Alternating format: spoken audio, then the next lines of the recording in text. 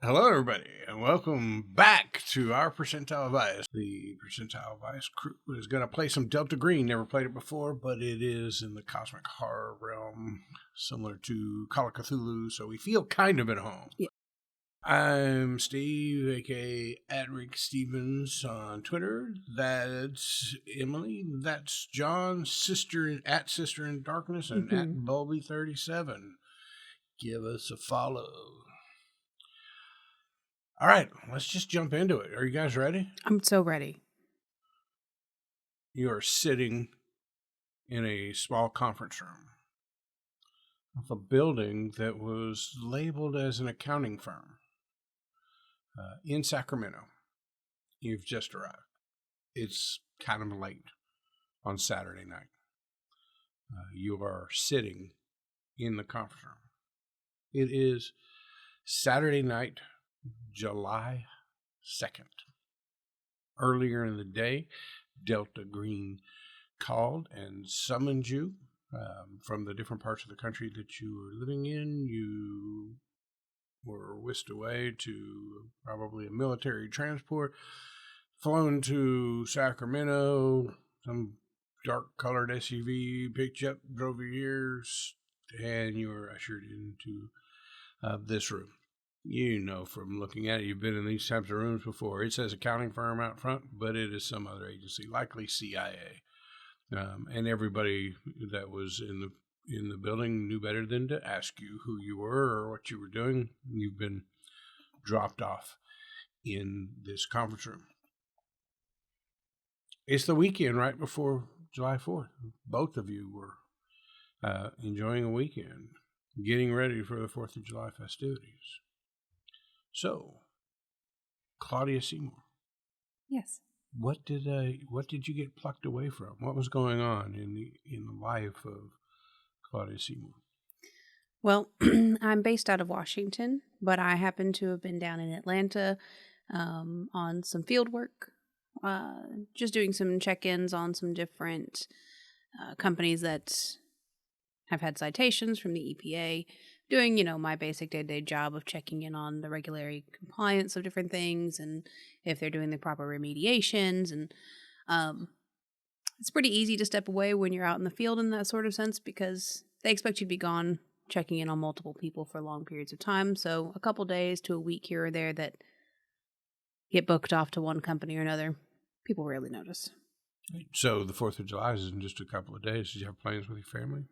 Yeah, I was going to go hang out with my sister and her daughter, Abby. She's my niece. I'm never going to have kids of my own. It's just not really something that I'm looking for, but I absolutely adore Abby. So we were going to set off fireworks. And, it breaks my heart to have to give her that call and let her know I'm not going to be able to make it because work calls. But she understands usually, so. Well, it's July 2nd. Maybe you can wrap this up in time and be there for fireworks with Abby. We're hoping. So, Mr. Solomon, you also been whisked away on the weekend right before the 4th of July. What'd you get pulled away from? What were your plans for the week? Well, I had an appointment to get a wax job, get my beach bod in order. I'm on shore leave right now from my job at the Air Force Station in North Carolina with the 24th. Nothing. No family. Nothing really big planned. Just chilling. Okay. So as you guys are sitting there, it doesn't take long. And in walks a man, older, wearing a suit. Looks like he's been wearing it all day. It's not quite hanging perfectly on him anymore. He comes in and he's carrying just a couple sheets of paper. He walks in and says, "I'm Agent Gray, and here's the situation. Earlier today, park rangers at Yosemite discovered a young boy, naked, afraid, about 6 years old, lost. They looked around the Rancheria Falls Trailhead Ranger Station, which is the area that he was found in for his family. Couldn't find any. The kid just kept saying he wanted to call his parents. His parents were called after a confusing and tearful exchange. His parents are on the way to get him. After a little bit of digging by the park rangers and talking with the parents, they called the FBI field office. And here's the reason. Young Brandon McGill, 6 years old, did indeed go missing at Yosemite National Park in 1979. He is still a 6-year-old. His parents, who had written him off as dead and gone on with their life, were absolutely dumbfounded but ecstatic and are flying there now. But the ranger, after having determined these oddities, called the FBI field office.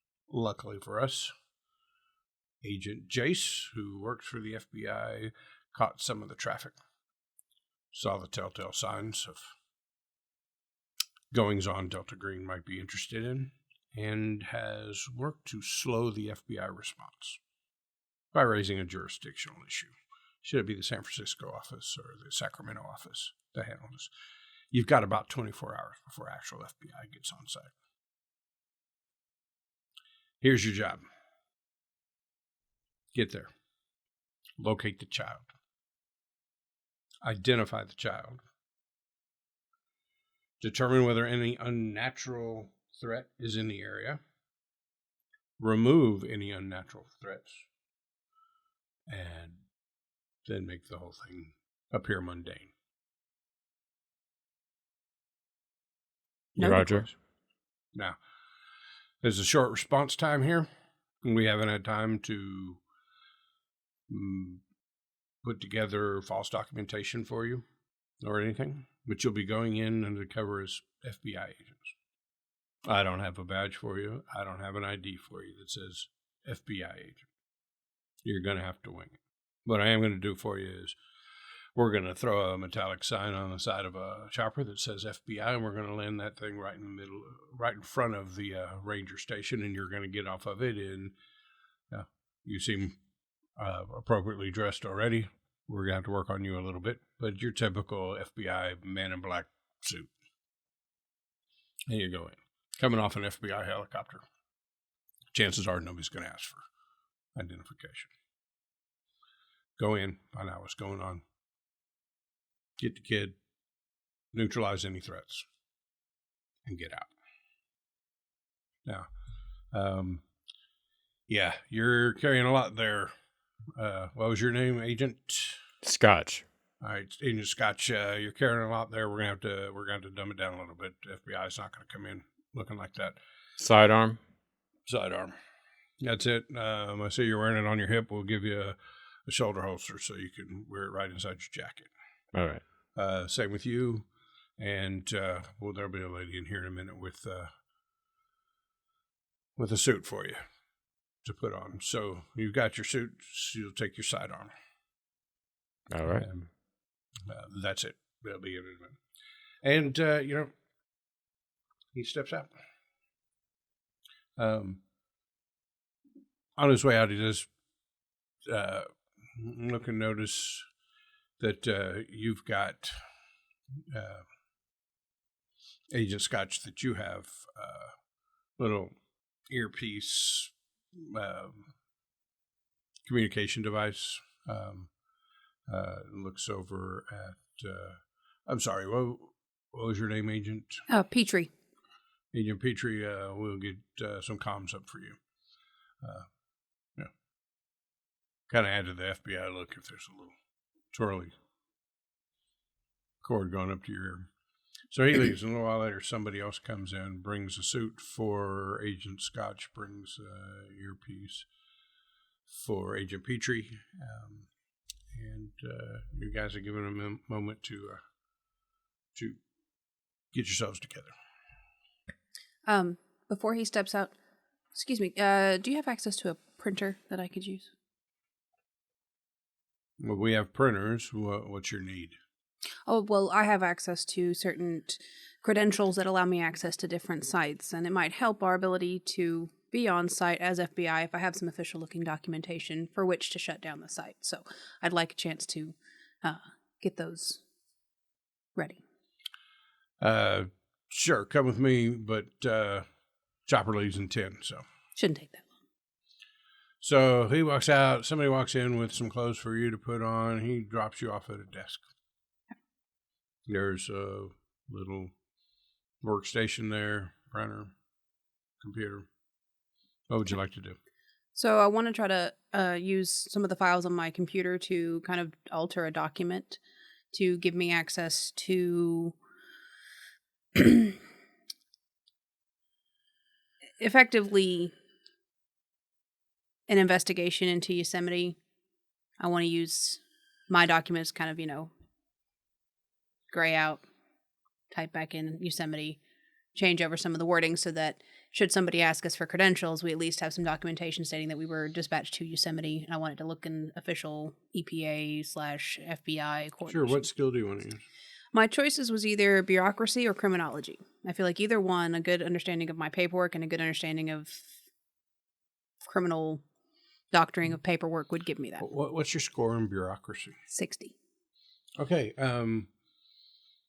So normally with a score that high, I would just say, you can do it, but you're in a limited time frame here, so we're going to require a roll. So one of the neat things about Delta Green is much more ability to just say that an action succeeds if your score is high enough and the situation is such that, right, there's nothing putting pressure on it or there's no consequence to failure. Right. So, but because you got 10 minutes to doctor up some paperwork till the chopper leaves, yeah.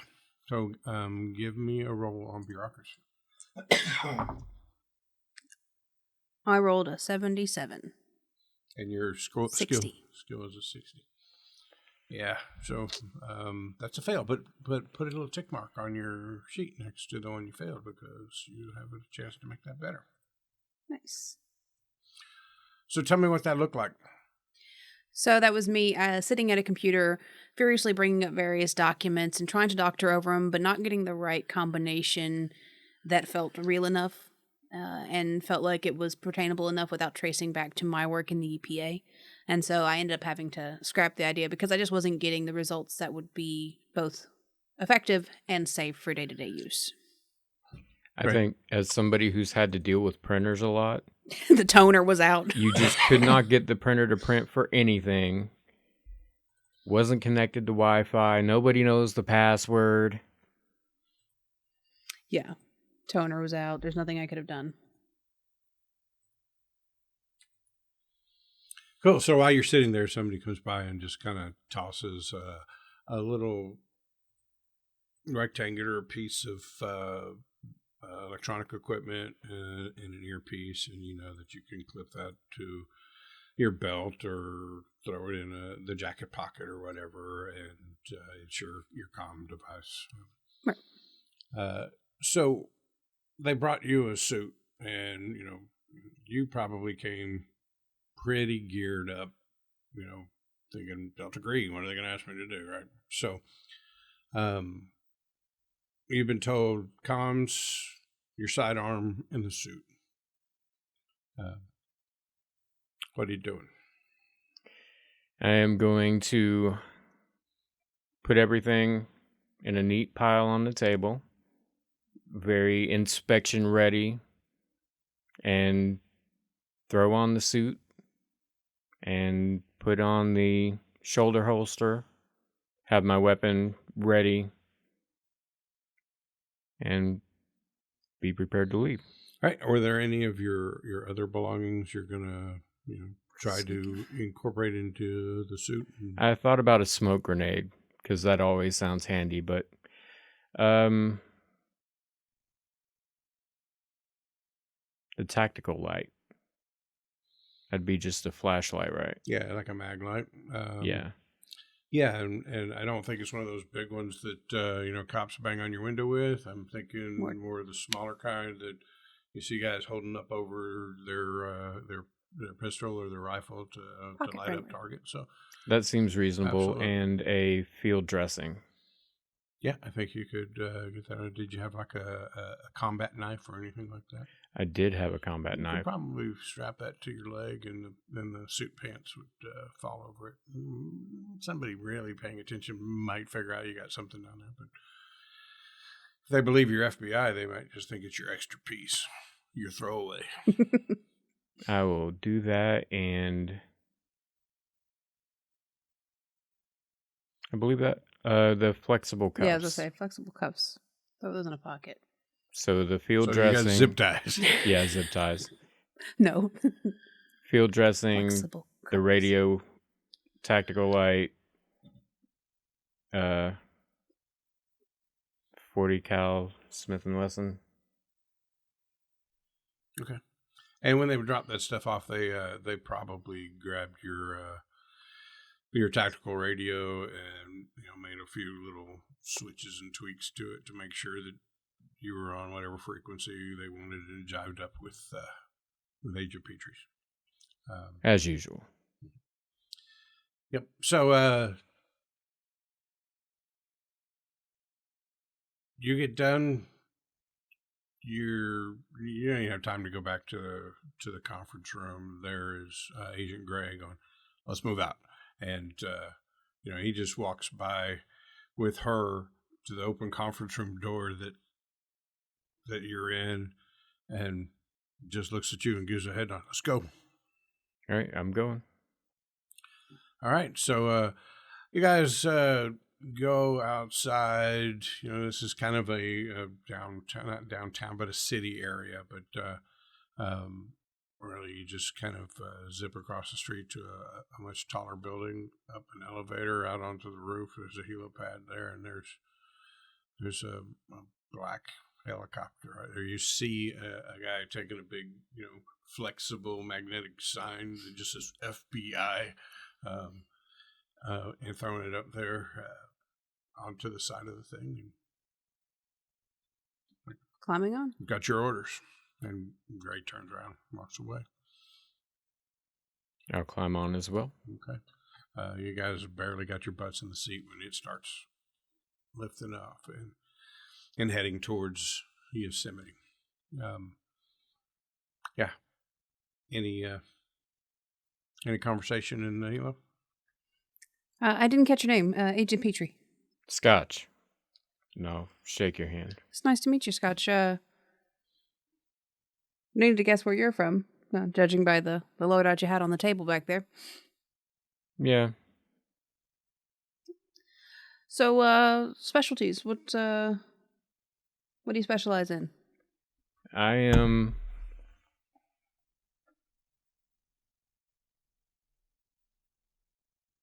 Hold on, I forgot what I put my stuff in. Well, I didn't mean your actual specialties. I just meant kind of tell me what you're good at. Well, I'm involved with rescue missions, so I'm pretty decent with medicine. I'm not a doctor by any means, but I'm pretty good at getting you to a doctor if need be. I'm also fairly handy with a firearm and can hold my own in a fist fight. How about you? I specialize in more research, information, biology, and the effects it has thereof of the surrounding areas. Information kind of girl. Yeah. I like it. Yeah. I like me a girl who knows things. Well, I guess I'm happy for you, Scotch. Have you been with Delta Green long? Pretty good amount of time. I've only been with them a couple years, but never see the same thing twice, right? No, sometimes you do. And it's pretty bad. Well, yeah, that could be said of most of them. I think we'll just make chit-chat. You guys hear a squawk in your earpieces. This is Agent Jace. Come in. Over. Agent Petrie. military sounding things. Yeah.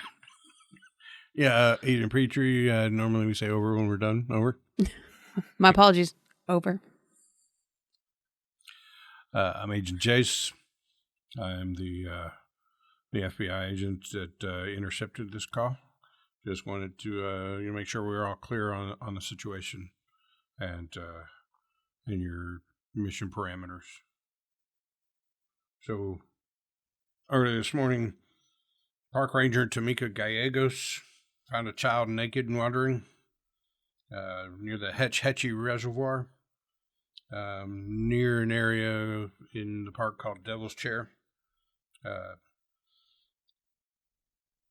Child asked to use a phone to call his parents, was handed a cell phone, and seemed very confused, but was able to use it after being shown how to do it. Called his parents.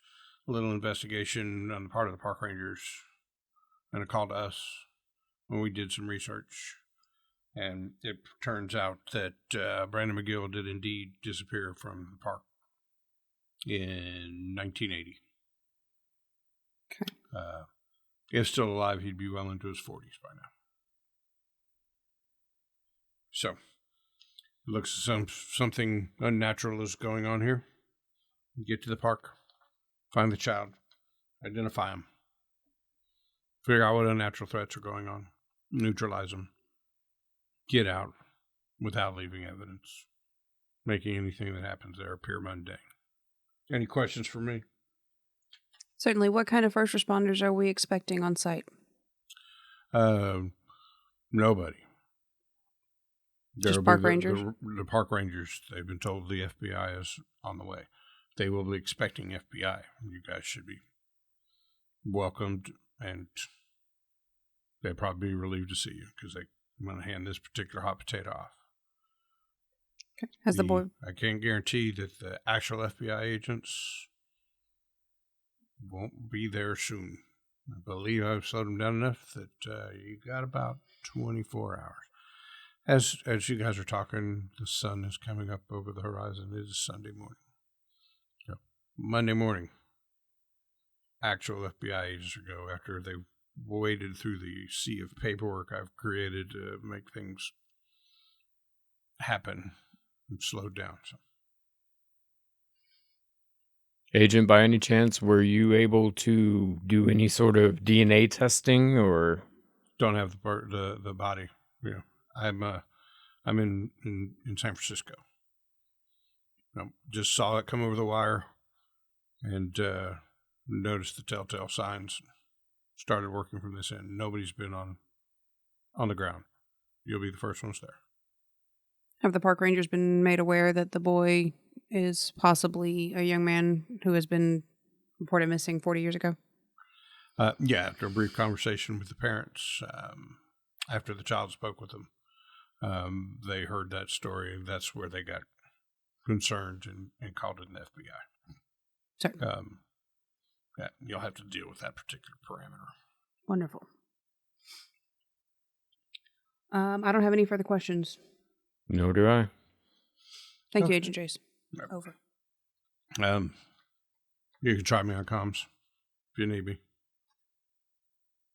I say try. Yeah, got another job to do. Over. Don't we all? Over. All right, so the helicopter flies over a vast wilderness area, lots of forest. You can see up ahead a large body of water, which you can probably surmise is the Hetch Hetchy Reservoir. There's a dam on one end. And as you get closer, you can see about a kilometer from the dam or the reservoir is a building, presumably the park ranger station. There's one road leading up into this, cutting through the forest. Not the best road in the world. It's pretty remote, but there is a little camping area. Backpackers use as the trailhead, and then they go and do what backpackers do. And you come to a landing, a big not a pad. It's more just a field off to the side. There's a little parking area next to the 2-story building that is the park ranger station. There are a couple cars and a few ATVs, all painted up green and say U.S. Forestry Service on them. And you can see people milling about the camping area, either setting up or taking down their tents or whatever. And it has gotten pretty, there's clouds rolling in. It's kind of overcast day, getting darker. Okay. On the ride over here, could I have used my laptop to look up anything I know about the Devil's Seat, chair, whatever you said it was called? So make me a luck roll to see if there was Wi-Fi capability on the helicopter, or if you had good enough cell phone reception that you could use your hotspot for your phone. 49. That's amazing. That is amazing. All right, there was nothing on the helicopter, but you had just enough bars of reception on your cell phone that you're able to switch on the hotspot and get on. So, what were you looking for? I want to know about this portion of Yosemite. I want to know about the Devil's Seat. Is that what you called it? Devil's Chair. Devil's Chair. You searched for Devil's Chair, and you find out that it's a natural stone structure of shattered columnar basalt that happens to have cracked and collapsed in a way to form a vague seat, roughly 3 meters tall and 2 meters wide. It's a very popular tourist attraction. However, when you type that in, you notice in the search results some entries about disappearances at Yosemite. And one of the first ones that you see is an entry about Brandon McGill's disappearance. Appears that he disappeared from that area near Devil's Chair on June 22nd, 1980. He was with his parents on vacation. His parents, Ian and Ann McGill, in their mid-20s at the time, claimed the child was right there with them, and then he vanished at approximately 4:30 p.m. The FBI became involved with that case after eyewitnesses claimed to have seen a man in black clothing following the McGills down a trail. 2 independent witnesses volunteered that information. One described the man as tall and pale, and the other one only described it as a figure in black.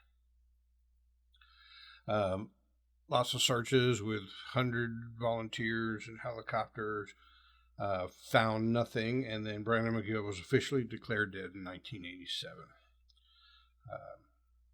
His father, Ian, was briefly investigated, mostly due to a domestic violence charge from the year before that had something to do with infidelity there in the family, but the couple had reconciled, and the case was dropped. But you also notice the park rangers report mentions other children disappearing in the park under similar, they were just there and now they vanished circumstances. 24 children have vanished in Yosemite over the last 40 years. The report of a long-retired park ranger named Walter Delio mentions some oddities. 1, bad weather always followed the disappearances. The dogs could find no scent of McGill, and that led many older rangers to conclude the boy wouldn't be found. When lost children are found, sometimes they are, it's often miles from where they were lost.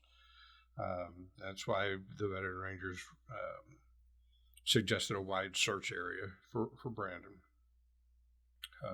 Those children that are recovered typically have high temperatures and are withdrawn and disoriented when they are found. The disappearances almost always occur late in the afternoon or early dusk. Brandon McGill disappeared at 4:30. The disappearances tend to occur in areas overgrown with huckleberries. And the Devil's Chair area is covered in huckleberries. So, and with that, the helicopter lands, and you're starting to get some real. I think maybe you clicked on a link and to follow something else, and discovered that you no longer had cell phone reception, so we couldn't go on to the next link.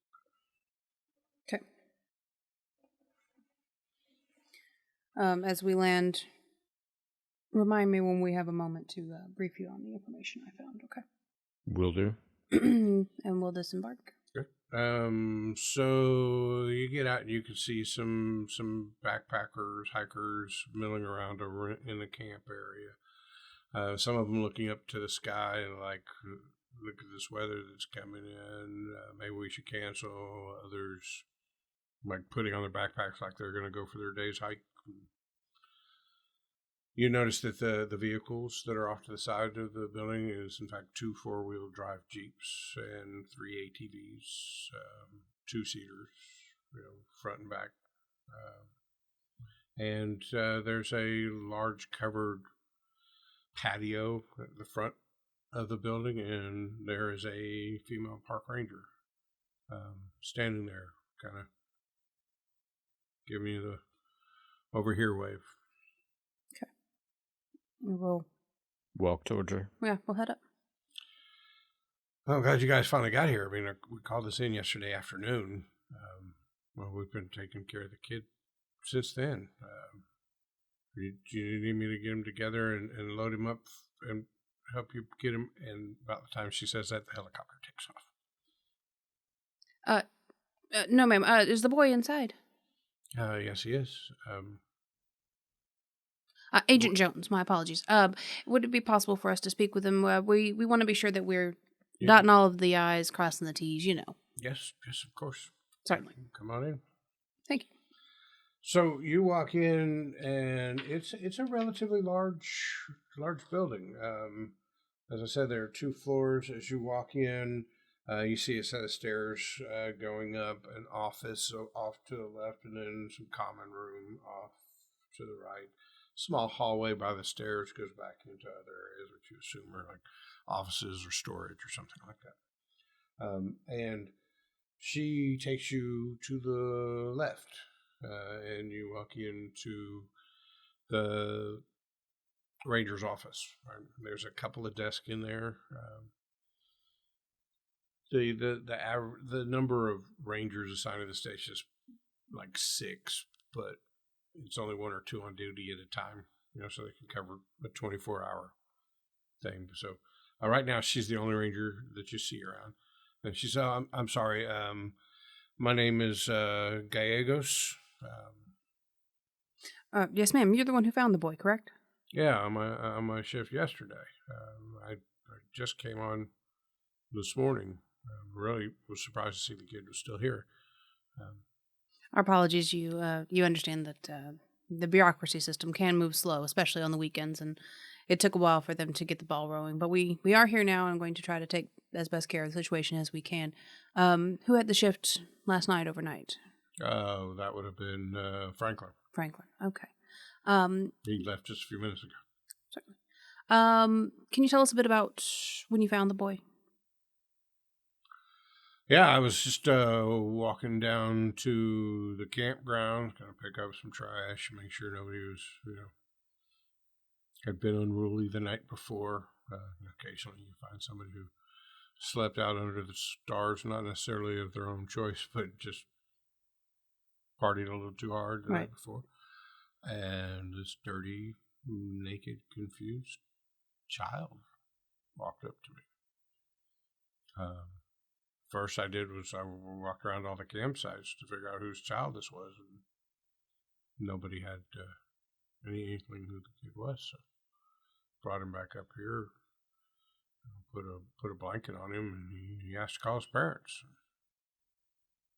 And he did. And eventually I talked to the parents. It's an unbelievable story.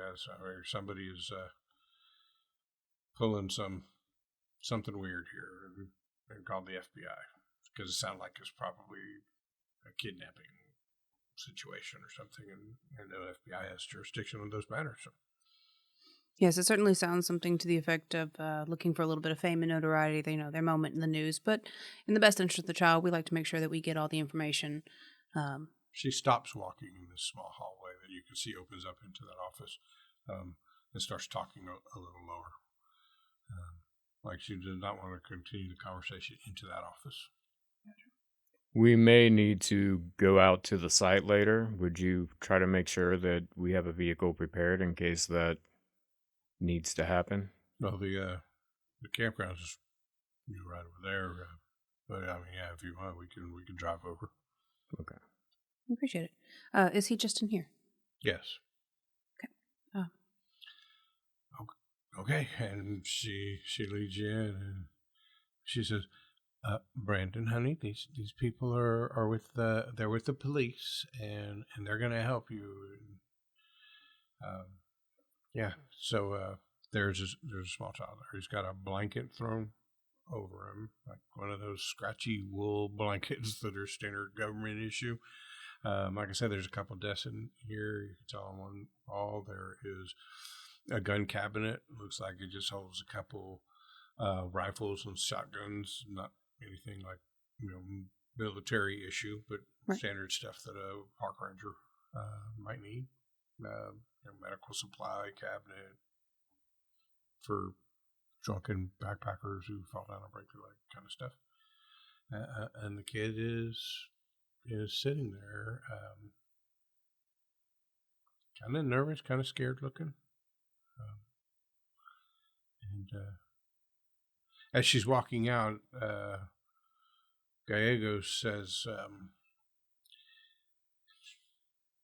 she looks at her watch, says, yeah, I think his parents will be landing at Fresno Airport about noon.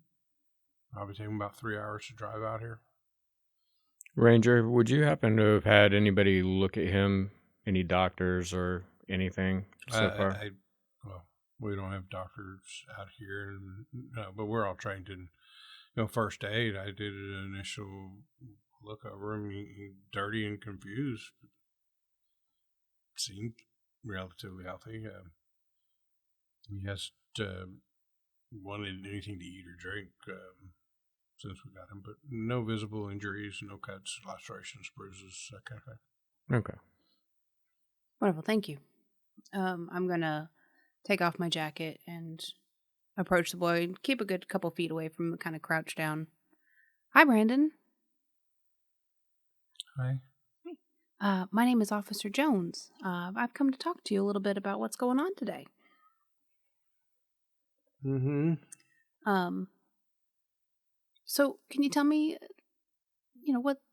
what's been going on today? What'd you do this morning, this afternoon? Can you tell me a little bit about that? Came here and the nice ranger helped me. Okay. What about yesterday? Anything special happened yesterday? Mm-hmm. What about when the ranger found you? Both of you will roll me a notice roll. Notice. I don't have a notice. Would that be alertness? Yeah, maybe? do that. Sorry. New system. No, you're New fine. names for old things. Ooh, 82 on a 50. So, fail. I got a 1 on an 80. Isn't that a critical fail either way? No, 1 on 80 is a really good success. I thought it was like a 1 or a critical success is a 1. Yep, I was thinking 0, but no, it's a 1 or any doubles that is under your target number. Right. All zeros is 100 on percentile, yeah. Mm-hmm. Okay. And that's always so you had a critical success. Boy, it really has been a long time since we played, hasn't it? It has. So your head's just on a swivel. So your normal, search and rescue military situation. Even though you're in this benign little office, you can't help yourself. and you're like scanning and she's talking, like you're listening to what she's saying, and you're looking around the room. And you notice when she asked him about, well, can you tell me about what you're doing yesterday and that kind of stuff, that a stapler on the desk starts to quiver and then walk itself off. Bam! Falls on the floor. I'm going to walk over and pick it up and replace it. Okay. Then I will walk towards Brandon and about arm's length away, I'm going to go down on one knee. Just say, hey, it's all right. You can talk to her. She's good people. She's trying to help you. Anything you can remember might be helpful. She seems nice. You know, Brandon, I have a niece just about your age. She's 7. Would you like to see a picture of her? Okay. I'm pull out my wallet and pull out a little picture of Abby, my niece, and be like, "This is let's Abby." be real here. Would you pull out your wallet or would you pull out your phone? My phone. Okay. Now, I forget we're playing in modern times, to be fair. Are you going to have to roll to see how freaked out he is by seeing his cell phone again? Right. Wow, that's how did you do that? Like phones in a little, pictures in a little box. I mean, the lady showed me how you could make a phone call with those things, and that was really cool. Then you have to like turn a dial or anything. Yeah, that's because we have lots of cool officer gear. And this is special officer gear. Watch this, and I'm going to do like the iPhone thing where you hold it and the picture kind of does like the live motion thing. Oh, wow. Isn't that cool? That is cool. That's cool. So Abby, she likes to play princesses and dress up. And when we go out to the parks, we like to play hide and seek. What do you like to do when you come out to the parks? Me and my mom and dad we would camp and go hiking, and we walked down to the water. You weren't allowed to swim in it, but you could fish in it, and so we would try to fish. I didn't ever catch anything though. And then sometimes I just pick up rocks. And then there's these things called huckleberries, and I think you can eat them. But Mom said we better not because we're not sure exactly what they are. Yeah. And but I really wanted to eat one. Did you maybe sneak one? No, I'm a good boy. You look like a good boy. When was the last time you went fishing or picking up rocks around the parks here with your mom and dad?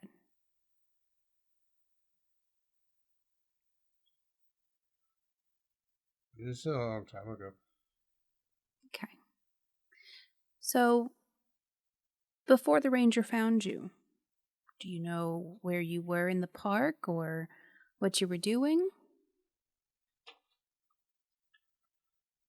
I was just here, and then I was walking, and I saw the people, so I was walking over there because maybe my mom and daddy were there.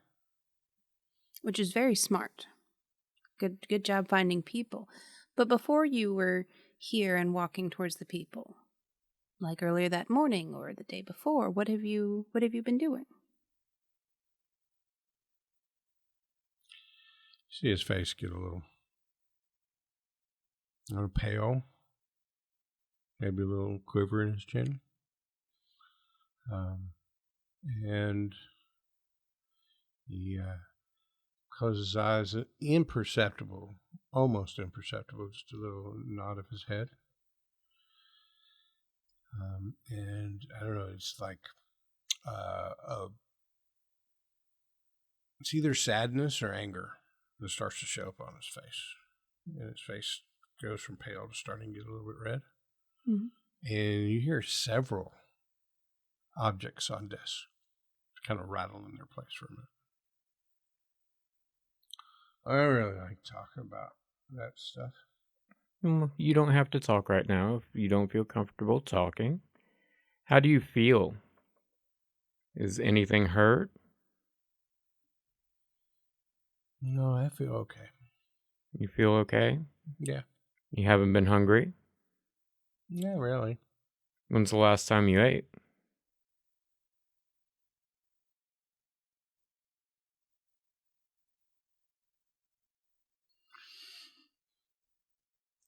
The stapler falls off the table again.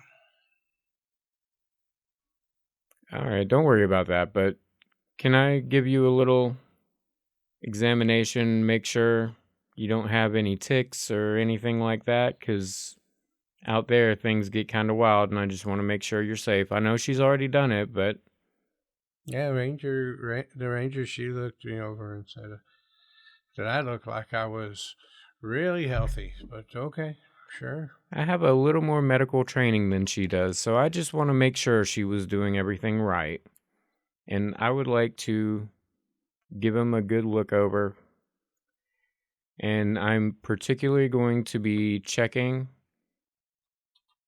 his earlobes because I have encountered a thing that the earlobes were composed of different material, and it was a telltale sign, and the only sign that it was not human by grabbing the earlobes and feeling the texture of it. Earlobe texture test. Okay.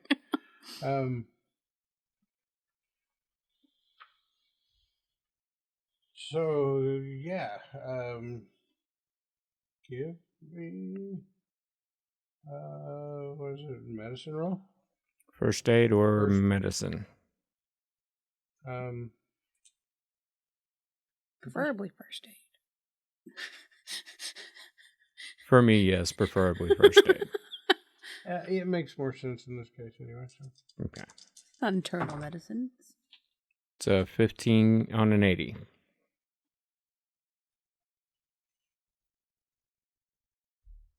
Your first aid's so high, you could probably do that like field surgery where they like puncture the neck so that you can breathe kind of stuff. That's what I do in my day job. That's epic. Okay, so first of all, his earlobes appear to be very earloby. Very, very earloby. However, as you're looking at his earlobes, you notice nearly invisible, seem like scars crisscrossing his body in bizarre interlocking patterns. You also know that notice that there's a green tattoo on the back of his neck with 3 squares and what looks like a stylized ram's head.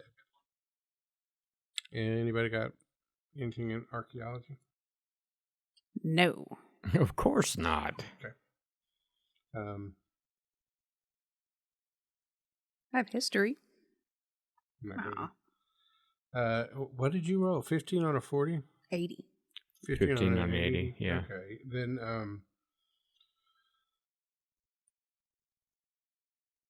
I don't know. Tell me what you're doing with the kid. You know, you've seen these scenes. You see this tattoo.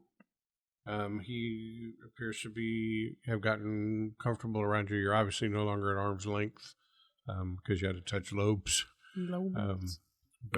Doing the normal bend his fingers, bend his toes, maybe take out the tactical light, shine it in each of his eyes, each of his ears, take the light and do the reflex test on his knees, and then I'm going to say, hey, Petrie, come over here for a second. Yeah. And I'm going to shine it on that symbol. And the more visible, I believe, portion of the crisscrossing, I'm going to try to make sure she can see that without alerting him that something's weird. Okay. Can I use my biology skill to maybe notice where these crisscrosses may be over particular sets of organs or organ systems or as you commonality? Pull down, like the blanket over his shoulders or whatever, it appears to be over his entire body. Okay. Do they appear to be surgery scars or just... Are they clean? Like, no jagged? What's your biology score? A 60. And your medicine score? My medicine score is a 20. Okay, so they look cleaner than any surgery scar you've ever seen. Like, they're almost undetectable, right? There's just a slight color variation that reveals these seams, but none of that like raised scar tissue you would expect from even the most skilled surgeon. Right. But when you point the light over the tattoo on the back of his neck, by doing that, you notice a shadow gets cast that shouldn't. Like just nice smooth neck, but as you do it, there's this little shadow, and you can notice that there is a very small lump beneath the tattoo.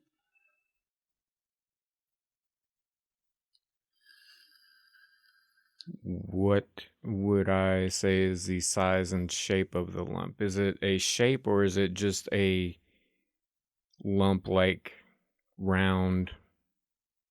Is there anything Mass. striking about the shape of it at all?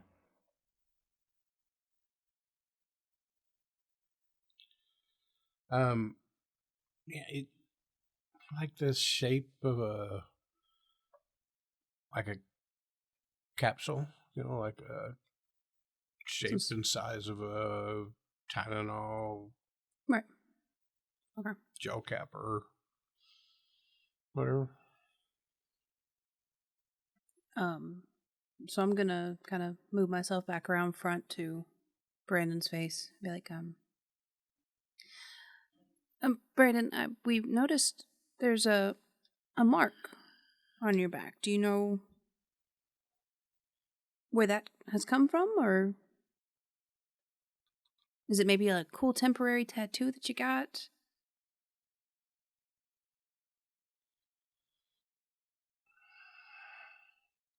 He seems really nervous at any question that kind of leads to anything before yesterday or after July, whatever it was, June 22nd. Yeah, June 22nd, 1980. And the curtains in the room ruffle. Like the wind, but the window is closed. Guess the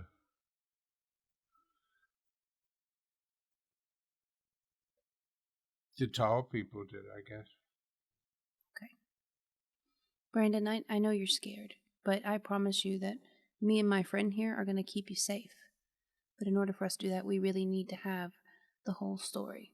Because that's how we help police officers, right? We tell the truth and we let them help us, right?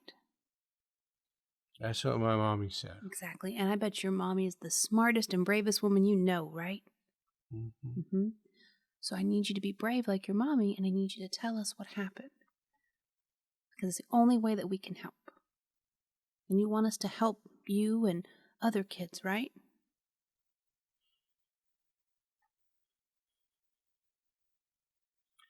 Hey, maybe somebody could help Evelyn and Thomas too. I would really like to help Evelyn and Thomas. Can you tell me about them? Give me a luck roll.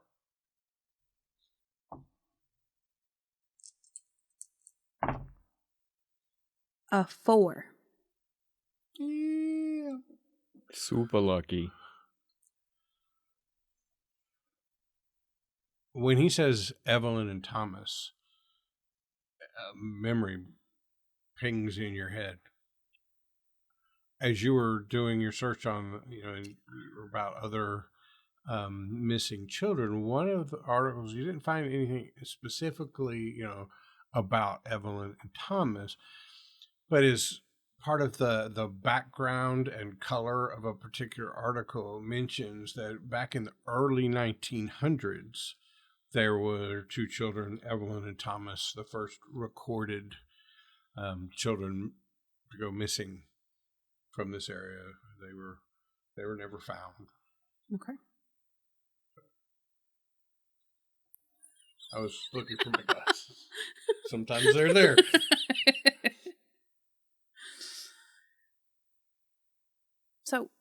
Evelyn and Thomas, are they friends of yours or people you've met recently? They were my friends in the blue place. Oh, the Blue Place. Is the Blue Place a nice place? I didn't like it there. What didn't you like about it? All they feed me is this like gray pasty stuff. Ew. No cookies, no nothing? No, then they just make me stay there and like sleep, and then every now and then I'd be awake and I'd see Evelyn and Thomas and we could talk, but I haven't seen them in a long time, so I don't know what happened to them. That's why, you said good people could rescue the kids. Maybe they could get them. We would certainly like to try. Where is the Blue Place? Well, it's down. Okay, down. How did you get to the Blue Place? I was with my mommy and my daddy, and then I just wasn't anymore. Right. Okay. They were like, it was like caves, but they were kind of blue, Mm-hmm. And then the tall people, they were weird because, like, sometimes you could kind of see through them. Ooh. But at other times you didn't, and you could just see them. You know what I'm saying? I do. Like in the Scooby Doo cartoons. They show you this ghost, and he's kind of like you can see through him, but then later you figure out it was just Old Man Jenkins. Yeah. And so, like, how come you can't see? It never made sense to me in those cartoons that.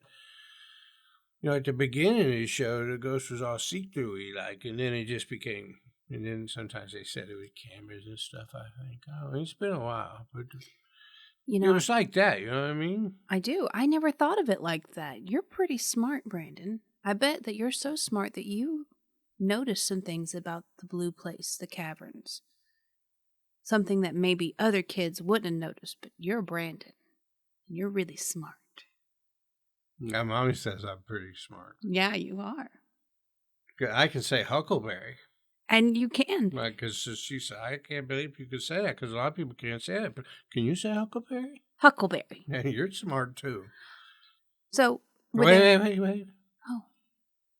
Huckabubba. He's not as smart as us. No, he's not.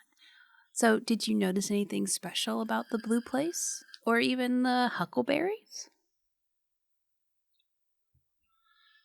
No, I just remember the huckleberries in the food. But mostly they feed me. It was just weird in there. They had just like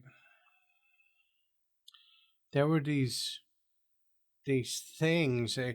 They kind of look like other kids, but they weren't kids. It was like they were like. Oh, it was like they were dead. Mm-hmm. And maybe different parts or pieces of different kids, but then the tall guys could make them move around and stuff. But I didn't like looking at them so much, so that's when I would just go ahead and go to sleep like they wanted me to. Right. Now, in the Blue Place, did you get all these lines here? I'm going to point to his hand or something. And did these happen in the Blue Place? Yeah, so he starts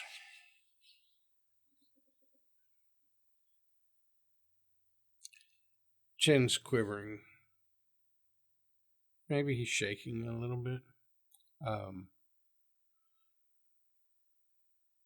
As opposed to little rattlings here and there or the flutter of the curtains. There's a filing cabinet against the wall, and all three doors of the filing cabinet come sliding all the way out to the stopper in there. Slam back in. Slide out. Slam back in. And I have to make a roll for the kid. I don't like that.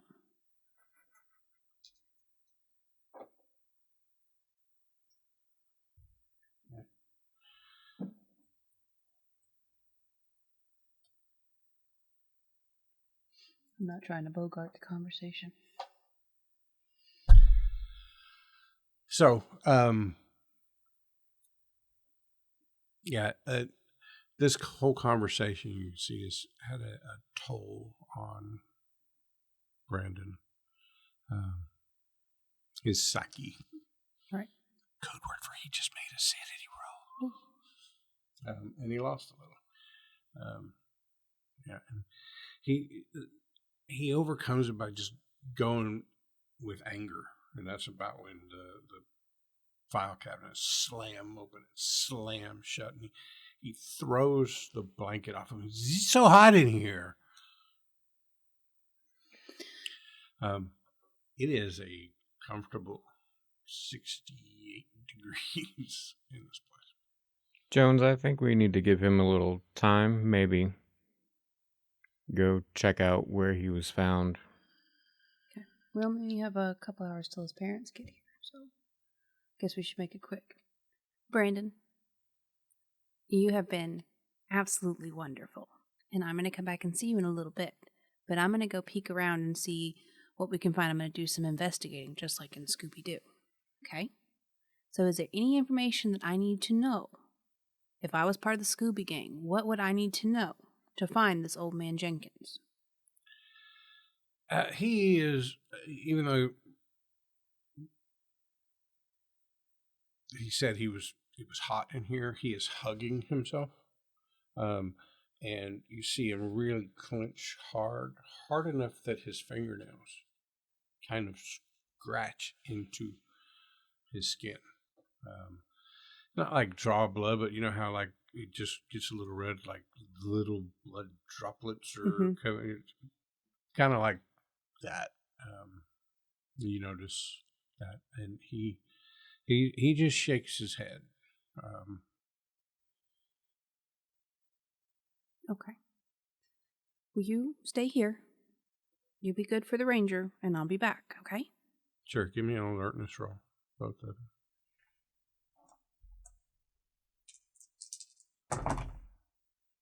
34. A 23 Success. on a 50. Are there degrees of success in this? No.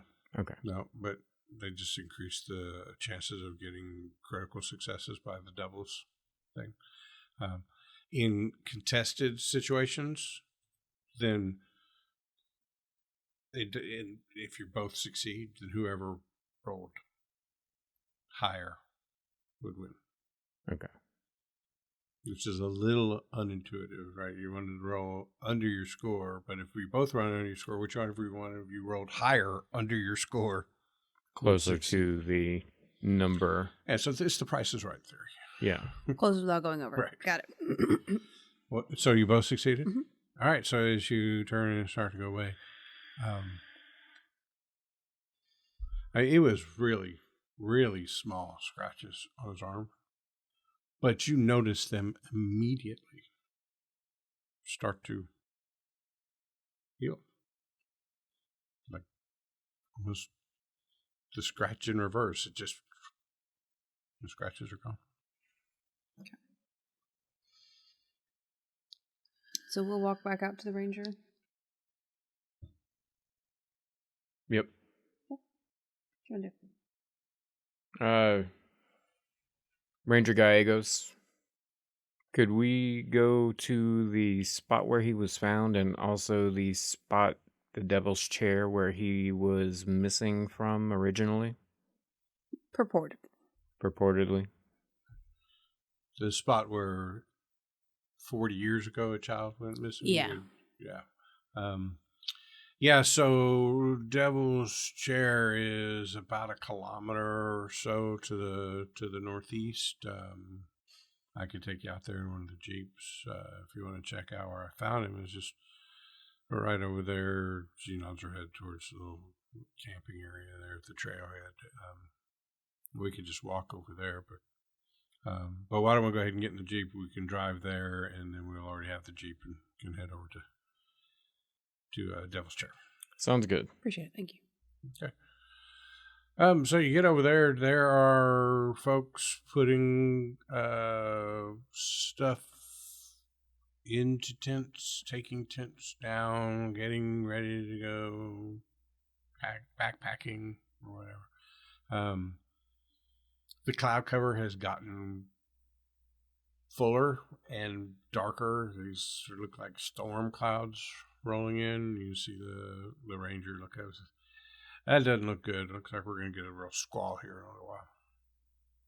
Yeah, well, then we best make this quick. Where did it look like he was coming from? So she walks kind of through the camping area,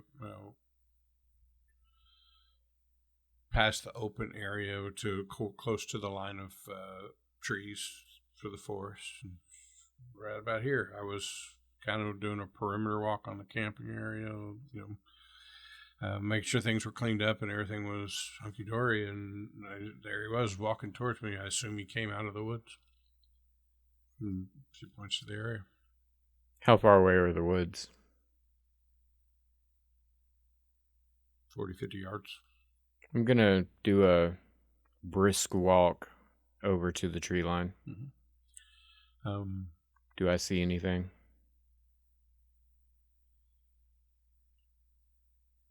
No.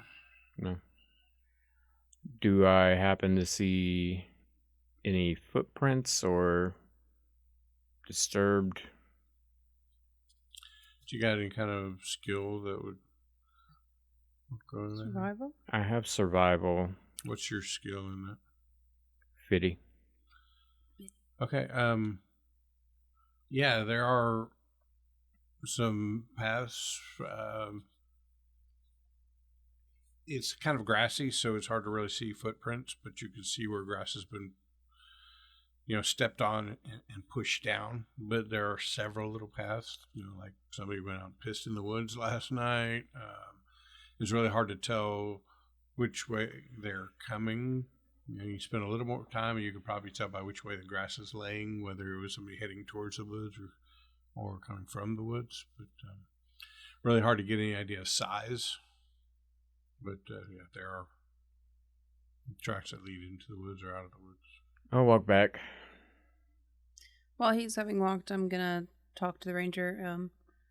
I've never made it out this far. I always wanted to visit. Can you tell me anything about this area, like some of the natural wonders? Yeah. So, Hetch Hetchy Reservoir is right up there. It's a favorite fishing spot for some. We got great, landscape loved by the hitchhikers. Of course, the Devil's Chair, which a lot of people like to come see. It's just basalt that got shoved up out of the ground millions of years ago in the Mesozoic period. Huh. I'm making that up because I don't know. We're not going to fact check it. It's fine. Yeah, I mean, the dam's nothing to look like. It's, not like Hoover or anything. It's totally utilitarian and not at all meant for architectural prowess or whatever. It's off limits to anybody anyway. It's all fenced in, concertina around the top to keep yahoos from deciding they're going to do crazy things. Yeah, backflips off the dam. I got you. Yeah. One thing I've always wanted to do, like some spelunking. Any good cave systems in the area?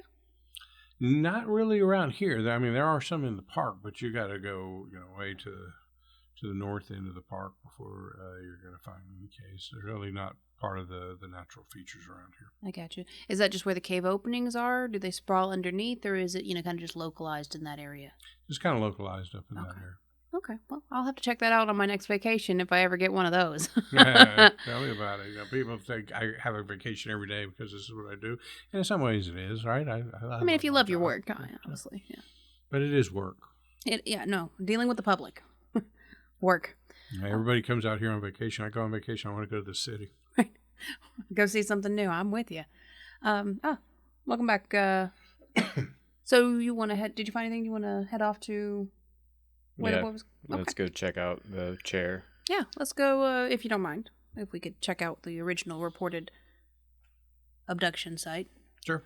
So you guys get in the Jeep and she starts driving you northeast. Not even something you call a road, but there's kind of a trail with like 2 ruts in it where it looks like the Jeep has gone, but mostly it's just walkers who head up that way.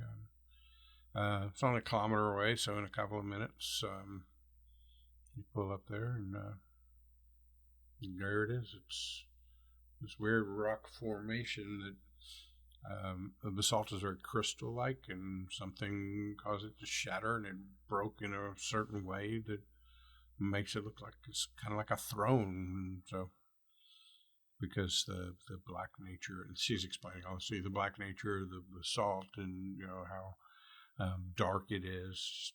Somewhere along the line, somebody decided to call it the Devil's Chair. I assume because of the dark coloring, or so the legends go, and the jagged edges. It doesn't look like something somebody nice would want to sit on. You know what I'm saying? I gotcha.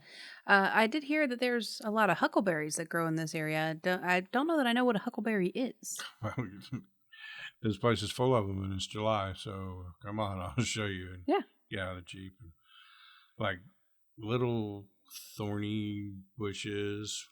For those of you who know huckleberries, if I'm wrong, I apologize. We can make it up. Stay into the mind. With little berries on them. I'm not even going to hazard color here because somebody will definitely tell me I'm wrong. And the place is riddled with them. They look like the kind of plant that would survive well in like dry drought conditions. And while there's forests and trees, you can tell that the landscape is a typical Western landscape, prone to dry times. Scrub, bushes and whatnot. And this particular plant does well in this area. And there are huckleberries galore. Are they edible or? They are. I don't particularly care for the taste. Some people say really you need to prepare them the right way, but you could pick one right off the vine and eat it if you'd like.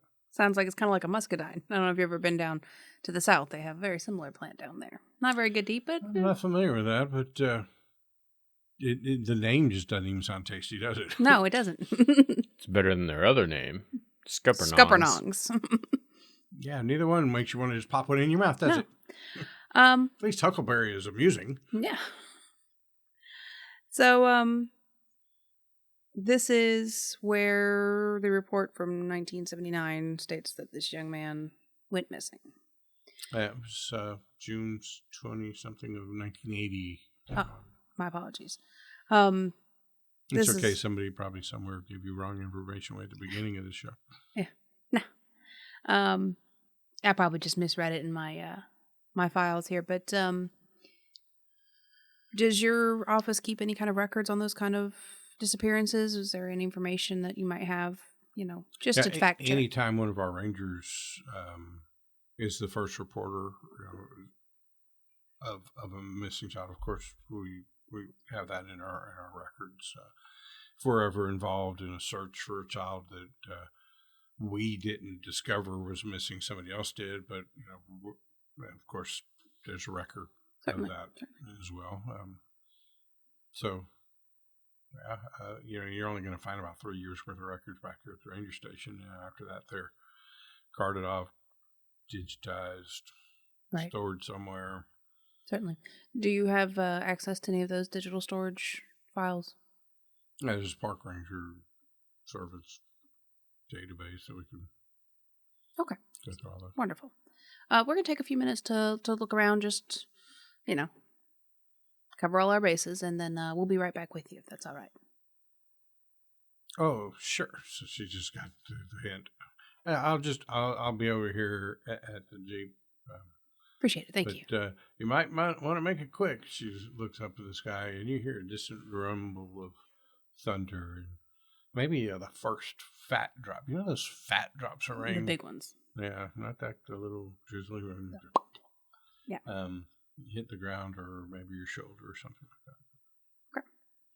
So we'll walk out of our shot.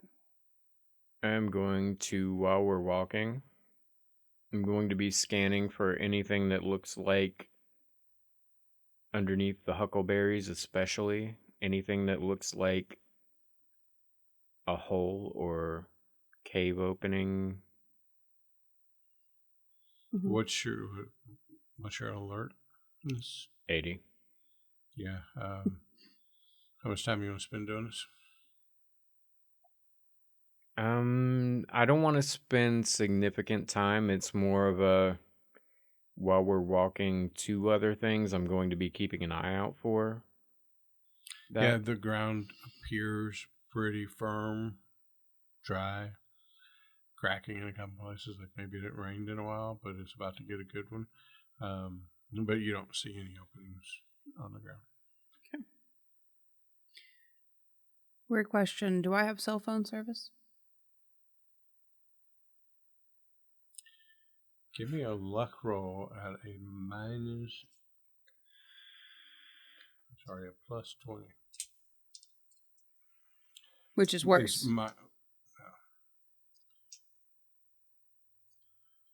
Roll yours, add 20 to what you roll, and stay under 50 for a luck. Right, so it's a penalty in form of a plus.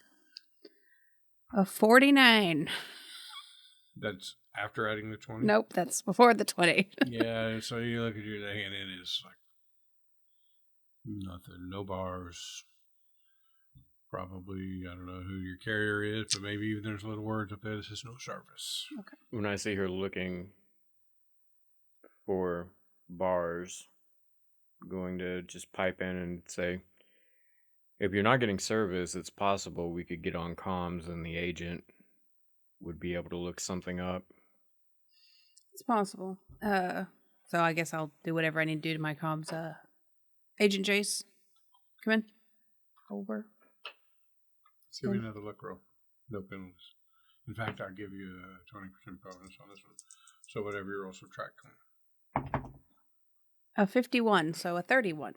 I'm rolling like right there dice? on the cusp of 50. She's got the average dice. But that's kind of good when we get contesting stuff later, because it's right there. It's right there. Yeah, this is Jace. Yeah, Over.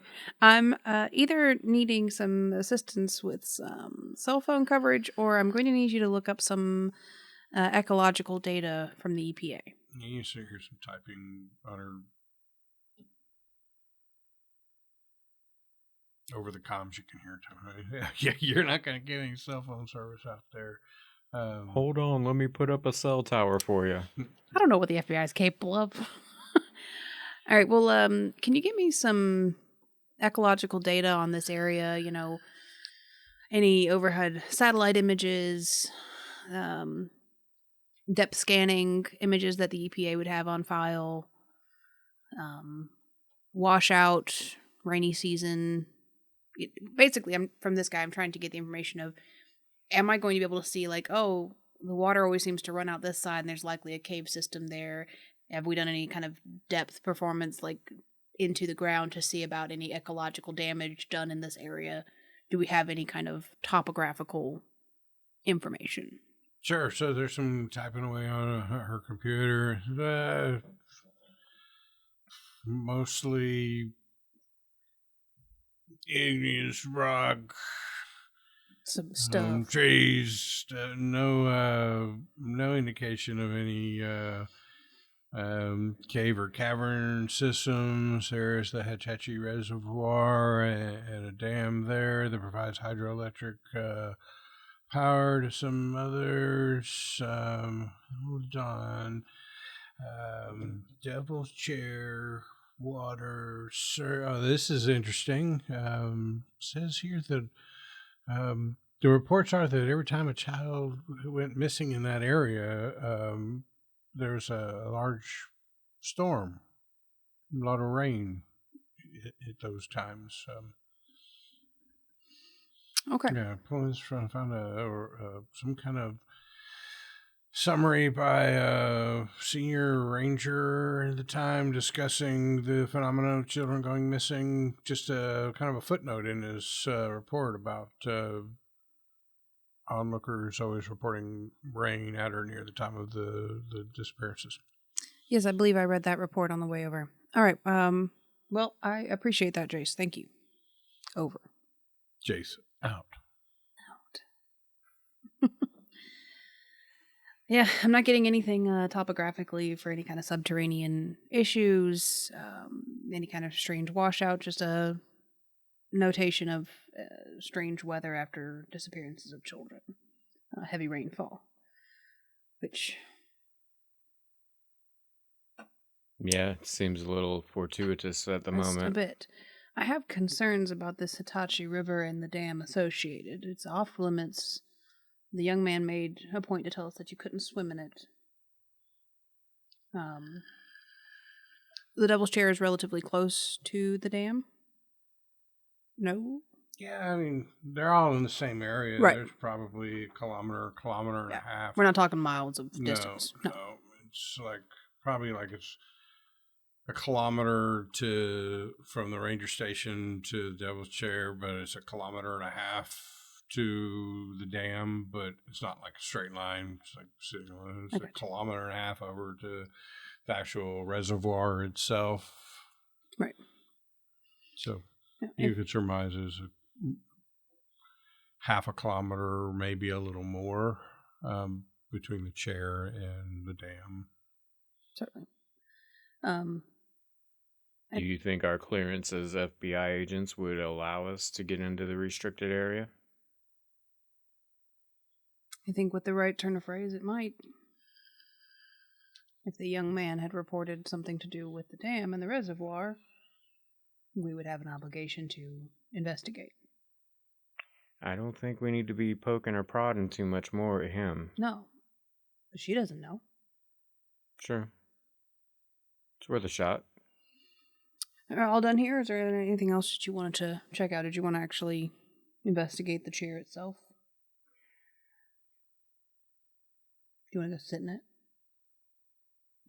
On the chopper, you were looking at case files, right? Yeah. Were all of the disappearances around the chair?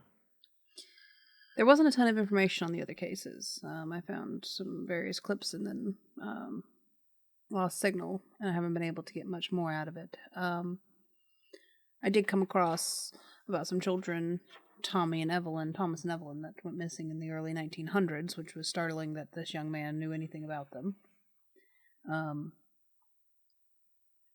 But all within the vicinity of this area, there was a note from the same source that Jace just told us about, saying that areas that were particularly heavily coated in huckleberries seemed to be hot spots for children to go missing. So not just the chair. Not just the chair, but the chair just happens to be rightfully propagated with huckleberry. It's also a tourist attraction where a lot of parents would take children, so I think that's more coincidental of the chair than incidental of the chair. Maybe we should go on and head up to the dam then. I don't think the chair is of particular importance. I haven't found anything too important here. Okay. So we will head back to the ranger. All right, so you probably got, 75-yard walk back to the Jeep where the ranger is sitting on the inside. And as you're walking back, there's a crack of lightning, followed very soon after by the clap of thunder, and the rain starts coming down. It starts just a few drops and then it gets a little bit more, and by the time you get back to the Jeep, you're going faster because it's really starting to come down. It's the beginnings of a very heavy rain. And you guys jump into the Jeep, and you are already drenched. So, Well, that came on quickly. Yeah, and it's like that around here sometimes. But yeah, we need to get back to the ranger station. Certainly. With weather like this, some of the campers are gonna want to take shelter inside the ranger station. I really need to be there. So Certainly. Would it be possible maybe for us to borrow your Jeep, like drop you off and borrow your Jeep? We just would like to check out a little bit more of the surrounding area just to make sure that we're really informed on all the information. We're not going to be going out and, digging any trenches in this kind of weather, but we just want to take a quick route about? Oh, I really wouldn't recommend it. These roads wash out pretty quickly. I mean, you can see it's all dirty, but dirt roads. But if you make it quick, you could probably, run out and run back. But if you're gone too long, you're going to find yourself stuck out there, even with the 4-wheel drive, and there'll be a while before we can come get you. Okay. Well, let's head back to the ranger station, and then my colleague and I will decide if we think it's worth risking. Okay. So you head back to the ranger station. She pulls up out front of it, gets out, leaves the keys in it for you. There are campers, backpackers, a few of them straggling up to get up underneath the covered patio, and some even walking inside. Some are still over at their campsite. Some are quickly throwing gear into their vehicles and right. starting to head out.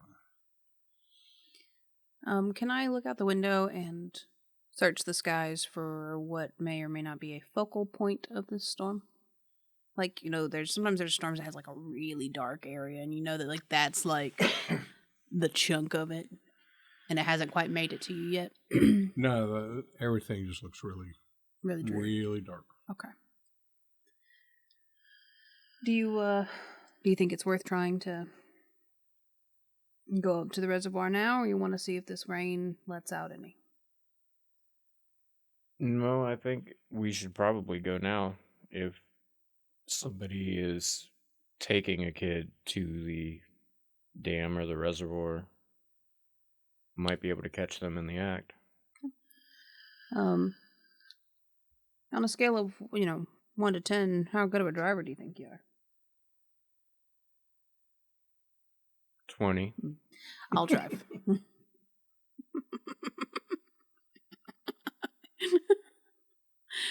So I'll instead of getting out in the rain, I'm gonna do the thing, one leg over the center console and pop into the seat. Yeah, because Jeeps have a pronounced center hump. No. So I will get in Jeep, and I'm gonna take off in the direction of the reservoir. Sure. Gated place. Yeah. So you go back kind of on the road that you took up towards the Devil's Chair, and then there's a little branch off, and probably just a wooden signpost with a hand-painted sign that says Hetch Hetchy Reservoir, and points off to the right. So you take that fork, and in a little while, you're there. You see, like, not really beach area, but shore area, couple of signs, swimming not permitted, fishing with license only, and some fine print, children under 12 can fish without a license, yada yada yada. Sea Ranger to purchase license, little shit like that. The water is just, it's roiling, the water, the huge droplets that are hitting it, and then the wind that's going. It's pretty active water, and as you look out over it, you actually see a kind of a water spout out towards the middle of it start to form, and the water rise up as the circular wind in that area starts to lift some of the water up. It looks like a little water tornado. It's not big by any means, and it's kind of far off, but you can see it. Interesting little phenomena. What color is the water? Watercolored.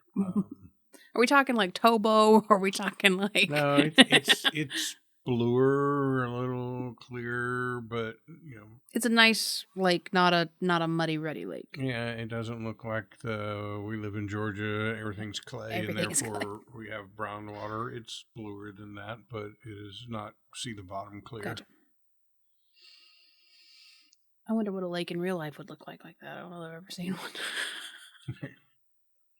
You get what you get.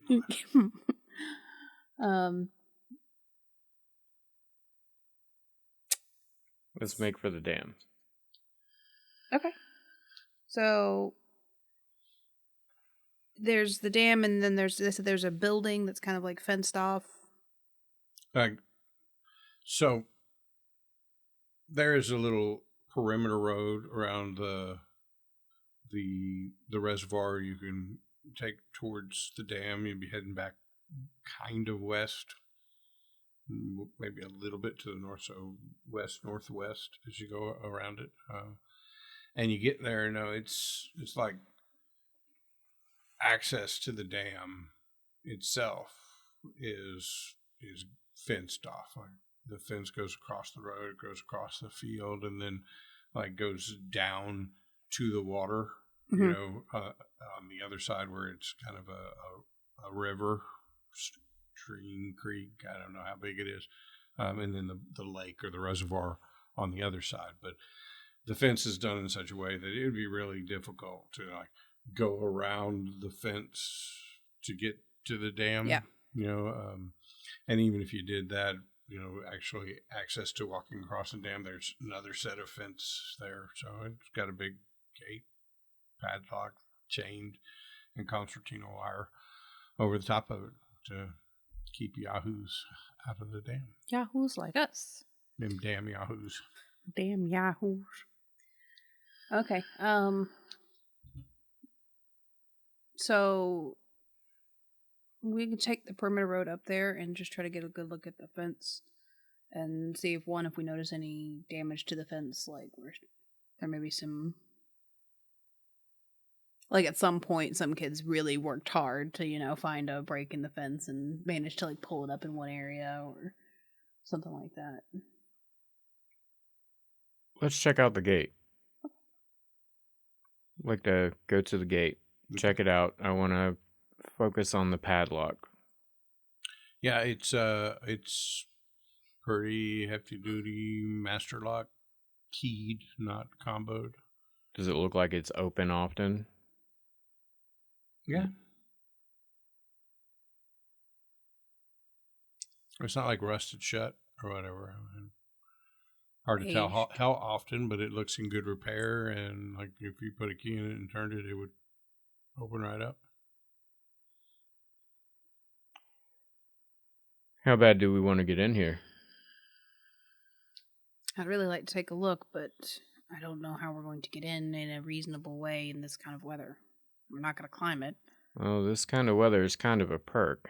And I'm going to pull out my sidearm and press it to one side of the I was hoping ring. you were going to do like a fucking... I thought he was going to shoot it, so where are you going with this? Go for it. I was going to shoot it. Okay. Want me to roll? It always works in the movies, doesn't it? I don't know what the actuality of that is. Right. I've always wondered, like, what? I feel like the bullet would just kind of like... I think you don't have to roll the firearm skill. It's a passive target. It's not going to anywhere. So you can get point blank and all that stuff. So the question is whether or not, I mean, I've seen the movies, but I've also seen the commercial where somebody like shoots a rifle into a padlock and it still holds. So give me a luck roll. That's kind of why I was trying on the bar part, because it does seem like by now they would have fixed that. I got a 9. Oh, some good rolls. You're a 40 caliber, whatever the heck Smith it and was. Wesson? Mm-hmm. Yeah, it did a little number on it. It did, and that lock is... The lock itself looks good, but the U-bar, yeah, you took a chunk out of one side of it. I'm going to finish pulling it off and open the gate, nod to her to follow me in, and we're going to walk in. It's raining really hard right now. So, yeah, you go in. You're kind of like in this alleyway with fencing because, like I said, if you went around the fences, if you're that industrious, you're going to come up to another set of fence that But you go up there, there's like a walkway that goes across the dam, and it's got a wall that is probably 6 or 7 feet tall and At least at the beginning. Probably gets shorter towards the middle, and then right off to the side, there's a door for like a mechanical room for operating the dam. I'd like to take a peek in there. Okay, door's locked. I pull out my side. Just shoot all the locks. Who needs a lockpick? Just shoot it. Can I try to force the door? Just put a little bit of force on it? Yeah. Give me a strength check. The strength times 5 number. I will not be able to help you with this. Do not have good strength. 54 against 60. Yeah. Door opens. Inside is a control room. There's wheels and levers and stuff, and with a little steadying, you can figure out that some of them, like close the sluice gates so the water stays in the reservoir, and some of them open it up a little bit. You can crank it down and open it up real good and just flood the whole area. Any cameras? No. Anything else notable in here? Tools? I'm other sure doors? there's some tools like these huge freaking wrenches if you had to turn something on one of the... Yeah, but I mean, nothing like, here's a little hammer and here's a screwdriver. These are like big industrial sized tools for working on big industrial sized equipment. Right. But mostly it's a control room. What do you want to do with a dam that it can do? You can do it in here. So if something crazy happens, we flood the whole place. All right. Any other... It'd be a good cover story. Yeah. Dam failed. There you go. Hundreds of people died. But, But it was all natural. We keep getting Natural. filing cabinets thrown on us. We might need to. And this is the only room that we see, is this mechanical room. There's not, other doors? No, that's it. It's not like a dam that is permanently manned, right? When somebody needs to, they come out here, open the door, they go in, they adjust some stuff, they close the door, they go out the gate, and they lock up the gate. They leave. Okay. Well, that seems to have been a bust. Literally. So, while we're here in the dry, what else do we know? We know something about the huckleberries and some kind of blue cavernous place. I see no evidence of caves. They told us about the caves up north, but I highly doubt that young boy made it from up there to down here. It's a long shot. It's a severe long shot. It's a long shot. But I'm kind of wondering what's underneath this reservoir. Is there a way for us to get beneath the reservoir? Well, first you drain it. We're back to flooding. We're back to flooding. I don't like the idea, but I don't either. could be possible. And then we have the issue of dealing with the young man who, and I meant to mention this to you earlier. Did you get the impression that the young man was creating disturbances in the room? Oh, very much, yes.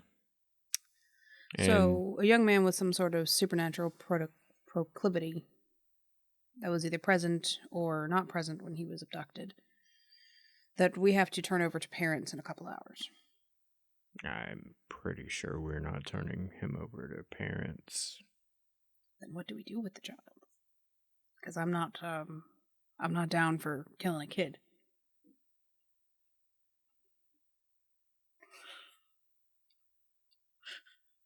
I mean, I will if I have to, but I don't want to.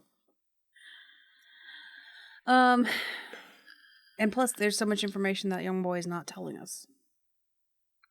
And I don't think we're going to get it out of him without getting various household items thrown at us. And it's obvious that it was hurting him having to think about it. And but not hurting him for long. He can obviously heal himself as well. Yeah, but you can't heal your brains. Can't heal your insides. You don't know that. The pain never stops. It's not a phase, Mom. So what do we do?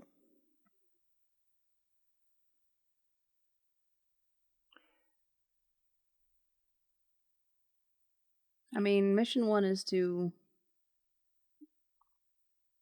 neutralize any threats. Mission 2 is to cover up all those threats from the public.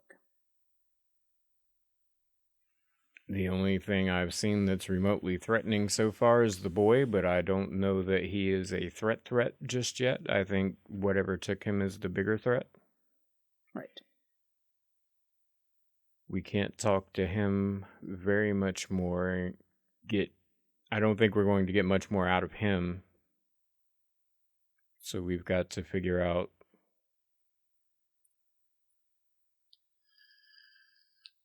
through other means.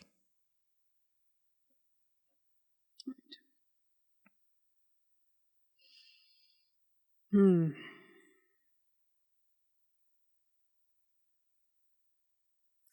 What do I have that we can use here?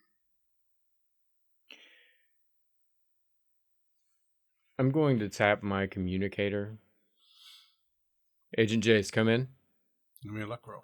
She's got another job. 21. Jace here. There was a mark on the kid.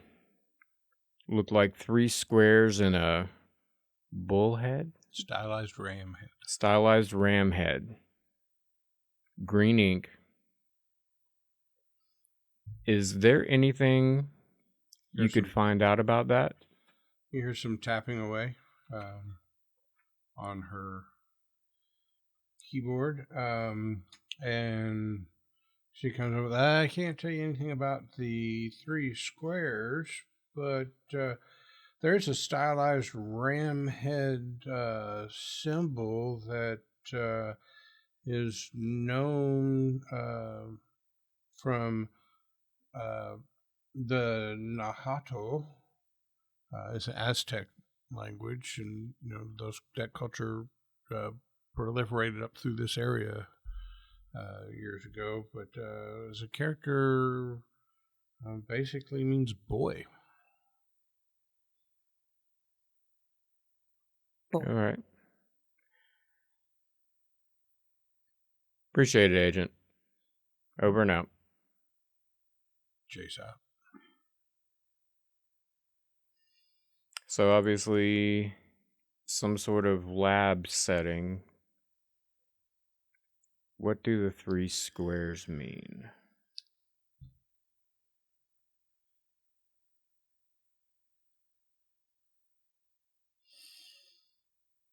How are the squares arranged? A straight line.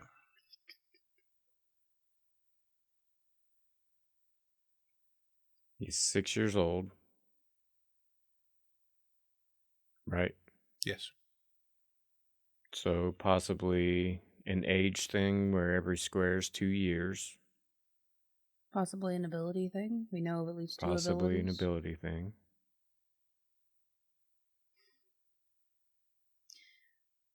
Honestly, I think our best option is we have to figure out how Brandon got out of the blue place caves. We gotta know if he walked himself out, if he just popped out. If he walked himself out, he could walk himself back in. And I understand the risks to his psyche, but we gotta know. Okay. So, you ready to head back, or is there anything else you want to do here? Because I don't know that there's any place else for us to go. Nope. So we will try to head back. Okay. On our way out, I'm going to try to make sure to put the padlock as close to looking like nothing had happened, so that you'd have to be within 5 feet to actually be like, oh, the padlock's. Fair enough. Yeah. So as you guys walk out, first of all, you notice it is raining even harder now. If that was possible, guess what? It is. It is coming down. There's lightning flashing. You're in a big ass storm. But you take the time and arrange the chain back around to the door and kind of prop the remains of the padlock back on there. Yeah, if somebody walks up to this gate, they're going to immediately know, like when they grab the padlock to put a key in, it's just going to fall apart in their hands. But you'd have to get close to it to find out. As you get to the Jeep, you notice that there's now water running on the dirt roads. So, what's your drive skill? 40. Okay. All right, so you guys heading back? Yes. All right. I was expecting the anticipatory. Make me a drive roll. No. Okay. No. 40 was the limit. If you'd been under 40, you were going to have to make a drive roll. But, yeah. Okay. You're able to take your time a little bit. I mean, obviously, you'd like to get out of this rain. But the hardtop's on the Jeep. You're okay in here. It's a little slick. The Jeep fishtails a couple times on you. You're having to kind of navigate the ruts in the road, trying to stay up on the edge in the middle part of it so that you get good traction or whatever. And there's a couple times you just slip down in it. But you make it back to the station, the ranger station. Your visibility is considerably limited now because of how dark it is and how much rain there is. But it looks like the campground, though there are still a few tents or pop-ups there that a lot of folks have left, but there is nobody at the campground. And you pull up in front of the ranger station and get out and walk hunched over like that's going to keep you from getting wetter. I don't know why we do that, but we do. Up onto the patio. There's a few folks there in the patio that are like just enjoying the rain. As you go inside, you can tell just by the buzz and the talking that in the common areas to the right of the entrance, there's a lot of people milling about, dripping onto the floors, looking out the windows, complaining about the weather and how it's ruining the trip or what. But all the remaining campers have taken shelter in the ranger station. Okay. So I'm going to head back to talk to Brandon. You want to? I'm going with you. If any of you at any point in this scenario say, "Let's go, Brandon," you're out. You will die immediately. Okay. I won't do that. So you go in there. Brandon is sitting there. He has, he doesn't have the blanket over him anymore. Somebody scrounged up like a pair of shorts and a t-shirt, which is all he really wants to put on. I'm glad to get that scratchy hot blanket off of him. Right. The temperature is dropping considerably. There is a nice lodgy looking fireplace over in one of the common areas, and people have cranked up a fire to help dry themselves off. But in the office, there's a ranger sitting at a desk, kind of filling out some paperwork and maybe occasionally looking up to kind of peer down the hallway and make sure everybody's chill, and the kid's just sitting there. Okay. Hey, Brandon, I'm back. Hi, Agent. Yeah, see, you got you some clothes. Yeah, it's better than that blanket. So I know that we upset you a little earlier, and I apologize. It's okay. It's not your fault. I just don't like thinking about those things. I know, and I hate to ask you to, but it's important for us to be able to help your friends, the other kids, that we find how to get to them. And the last place you saw them was the blue place. So, do you think that maybe if we tried to be really calm and really quiet, that you and I could think through and figure out how you got away from the blue place? If we stayed really calm.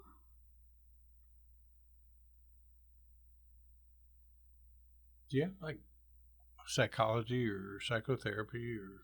Well, everybody gets 10 in psychotherapy. I do have 50 in persuade. All right. Give me a persuade roll. A 4. Yeah.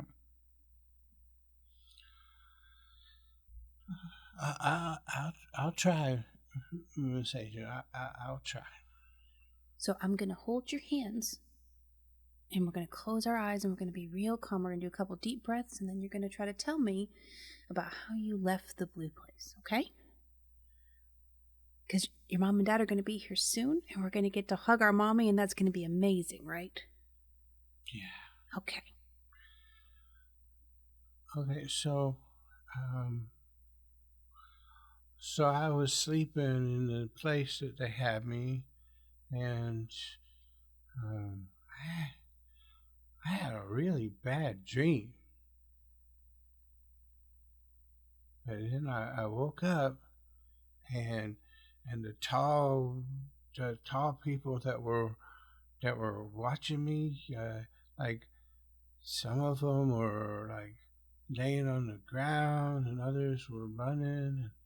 Some of the things they had on the walls, they had stuff on the walls from Indian and olden times, but then they also had stuff on the walls from like our times. It's like they were collecting things. I don't know, but all that stuff was all on the ground and everything. And it's I don't know. It's like, I don't know, they were hurt or something. Those guys. And I noticed then that I wasn't stuck where I was at anymore. I think because they were hurt. They couldn't talk in my head anymore, and so I stepped out of the place that they were having me sleep, and then I just thought, I wish I was back where my mommy was, and I just thought myself there. Okay. Do you think maybe you could think us to the blue place? I don't want to go to the blue place. Not you, Brandon. Us. Oh. I don't think I can do that. Do you think you could maybe think real hard of a door to the blue place? Well, it didn't have a door. But if you really thought, because it didn't have a door for you to get out, but maybe you could imagine a door that would let us go in. No, there weren't any doors. Well, did you see any windows, any sunshine, anything that... No. No. Okay. Sometimes those tall guys, I told you they would kind of get like see-through-y. Mm-hmm. And then sometimes they would just not be there anymore. I thought they probably thought themselves someplace else. Okay. Is there... and you don't think you could think somebody away?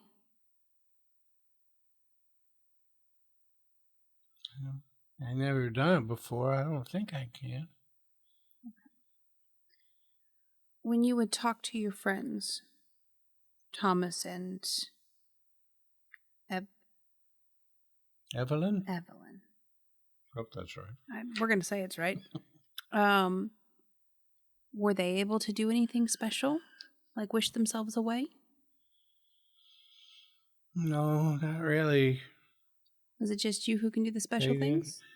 The tall guys, they treated me different than everybody else. Like I was special, but I didn't like being that kind of special. I wanted them to stop looking at me.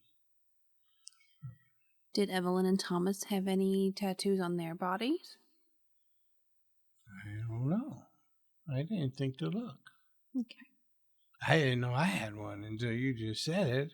Is it a cool one? Mommy said I was too young to get tattoos. It's super cool. You look really grown up. She reaches back like, I've got a tattoo. You can see his eyes as he feels a little lump.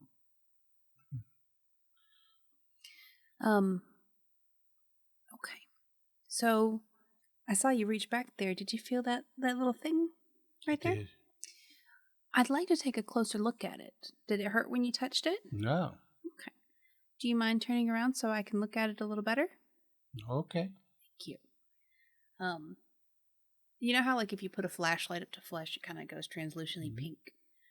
Could you take your flashlight and like put it right up next to the flesh to see if we can Sure. I'll bring out the light and put it right on it. Make me an illumination roll. Almost. Yeah, I got a 1. You rolled a fucking 1.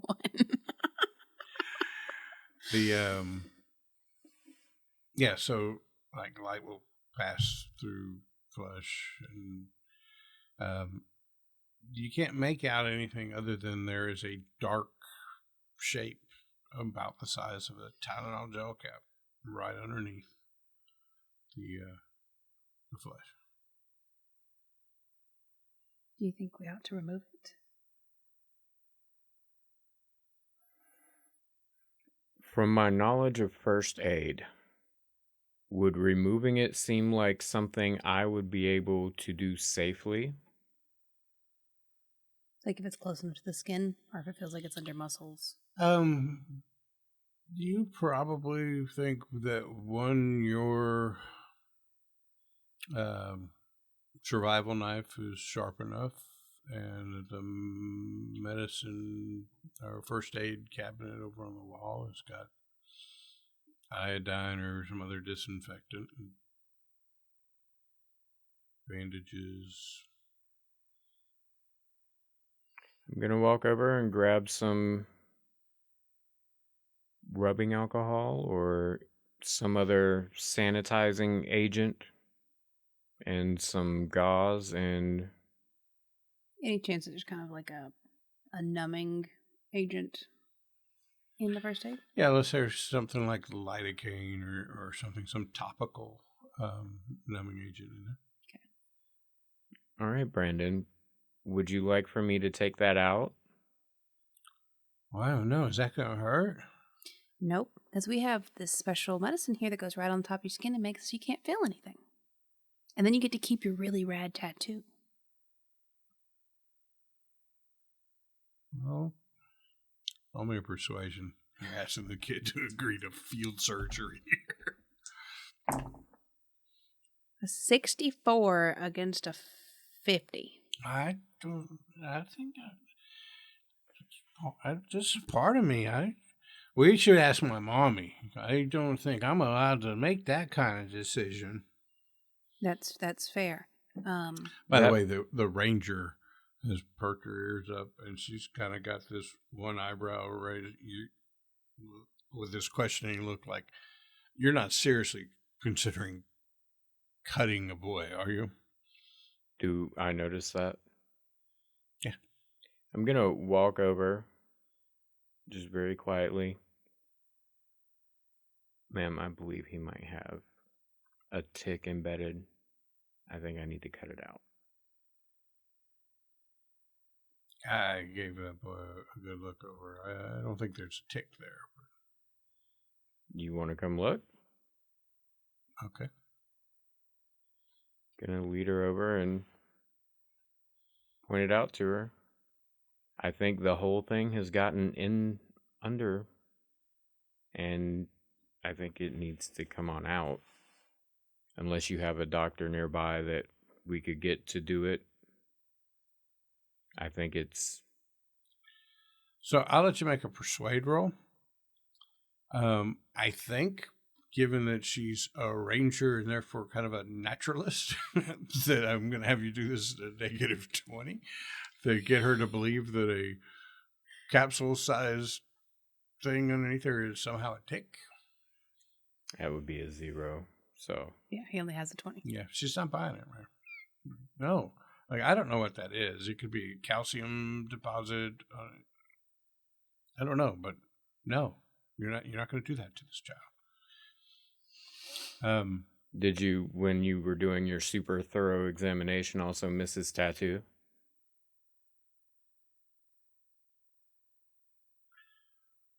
Agent, I'm willing to concede your authority over the boy, but I don't think sarcasm or demeaning comments is going to help anybody in this situation. I was looking for cuts, bruises, and lacerations. I did not see the tattoo. I'm not sure you had to make it sound quite as bad as you did, but I'm sure our agencies will find a way to have continuing support with each other because we work so well together.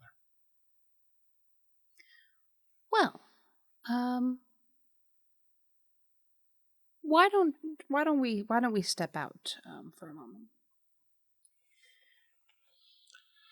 From the porch, of which this office has a window onto the porch, one of the backpackers, hikers, campers, whatever they are, yells, "What the hell is that?" Look out the window. Several of them are looking towards the tree line. The opposite tree line from where the campsite was. This one is over kind of where the helicopter landing was at. So, there's the road that comes in. The campsite was on one side. The field where you guys landed was on the other. And both of them, there's tree lines. You really can't see anything from here because of the people on the porch. But some of them are murmuring and talking to each other, and you can hear somebody say, "I saw it too." And others are going, "What? Where?" Right over there. You didn't see it? Ranger, I think we ought to find out what the commotion is out front. Yeah, she's already getting up out of her chair. Yeah, I'm going to follow behind. I'm going to run Okay. towards the tree line. You're not even outside yet. Once I get outside. Okay. Yeah, so you go outside. You start running towards the tree line? Do I see anything before I start running? No. Then I'm going to run. Okay. So you start running. What are you doing? I'm going to stay with the ranger. Okay. So the rangers, what's going on? Somebody turn. There was this man thing over there is wearing black, but God, he was tall. And with that, I'm going to look at the ranger. You stay here and keep eye on these people. I'm going with my colleague, and I'm going to take off after. Okay. Scotch here.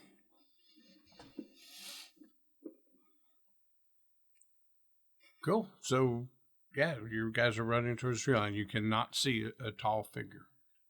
Okay. Over there. And I don't know, it's probably about 50 yards, so it takes you a few, probably 15 seconds to get there. Okay. World-class athletes run a 40 yards in 4.3. You guys are not world-class athletes. Well, you might be. You're wearing a suit, nice shoes. Yeah. It's wet. But I'm going to say it takes you 10 or 15 seconds to get over. When you get to the tree line, the rain is a little easier to take because, as you step into the tree line, you got a little bit of a break from the trees, but the water's still coming through. Just a lot less. Your visibility is a little bit better because the rain is not as driving in here. So give me, what is it? It's not spot hidden. It's not notice. It's alertness. Alertness. Or search. 27 compared to an 80. Jeez, you put some points in that one, didn't you? 55 against a 50, so a fail. Okay. It's a 55. Is that a critical? It's a critical failure. That's the first one of those. Double digits is a critical failure. Too bad it happened that way. I failed either way. Yeah. Got rain in my eyes. Oh, no. Oh, no. I love your My system. Your system of sticky notes. It's very organic. I am now thinking in retrospect I should not have run after you. I should have done something else, and I didn't. I didn't realize it till after I said it. I was like, damn it. Will I ever find out what that something else was? Oh, I realized I probably should have gone and been with the boy.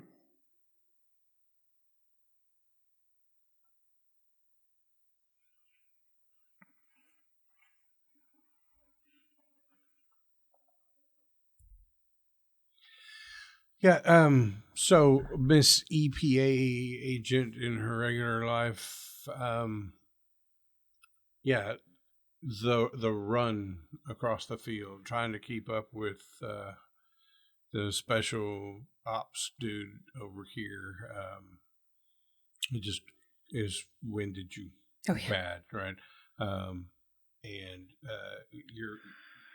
your pulse is pounding in your temples, and your vision is a little blurry. And so I don't know, for the next, I'm going to say 5 minutes, you're negative 20 on any kind of alertness search Gotcha. kind of rolls. So, you do catch a glimpse of a really large figure, really tall figure, probably 50, 75 yards in, but not quickly, just moves in such a way that now there are trees in the way between you and him, and you can't see him. I would like to give chase to his last known position. Okay. Give me an agility roll. Is it agility? No, it's dexterity. That'll be on the 5 times number. So here's a 70. 48 against the 70. All right, so you're able to, in this foresty situation, roots and branches and twigs and stuff, you're able to make a good time, and you get to the area where he was when you last saw him, and reach right around this tree because you think this is the one you hit. There's nobody there. Is there any tracks in the mud? Yeah, there are tracks in the mud, and they go behind this tree, right where you clocked him at. Vanish. They're gone. I'm going to go back to my comrade. I'm going to do a little more thorough search of the immediate vicinity. We got it on film, the actual moment when a light comes on. It's like, wait. There's more. Is there any smells, any residues, electricity, any trapdoors? Interdimensional portals, the norm. You don't find anything like that? Okay, I'm going to walk back to my comrade. Okay. Comrade Petrie. Oh, did you find anything? I thought I was about to catch him, but he was completely gone. I think he did the thing Brandon was telling us about and just vanished. Yeah. Couldn't find anything on the ground. Didn't have any particular smell or other distinguishing features to the area. You all right? Yeah, I think I need to go to the gym more often. Let's head back and check on Brandon and see what's going on.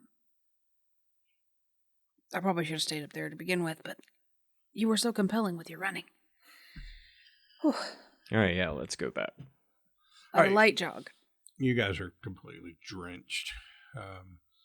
Your shoes are waterlogged and probably muddy.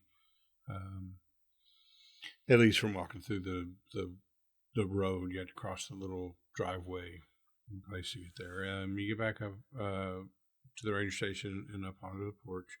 The ranger is kind of herding people inside, and just wants everybody inside. And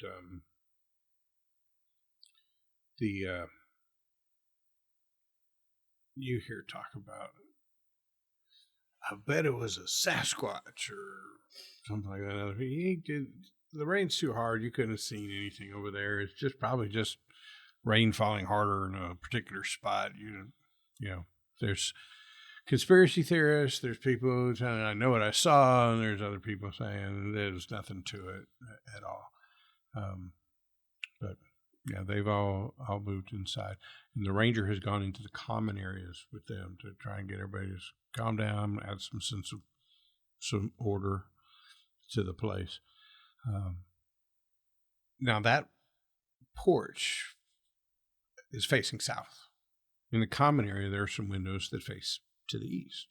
And while she's calming everybody down, somebody at one of those windows, there it is, and points, through the window to the line of trees on the other side, the one over by the camping area. There's two of them, and people crushing each other trying to get to the 2 3-foot wide windows that are over there and look out. The ranger is like frustrated because she was trying to get everybody calmed down and everything, and it just sped back up. So cue up the Scooby-Doo music because I'm going running again. Here we go. It's montage time. Bunch of doors. And you are staying and doing pulling the ranger aside. So in my interview with Brandon, he mentioned very tall men were the ones who took him, and that's what your campers are seeing outside. So I need you to either get control of these people, or I'm going to.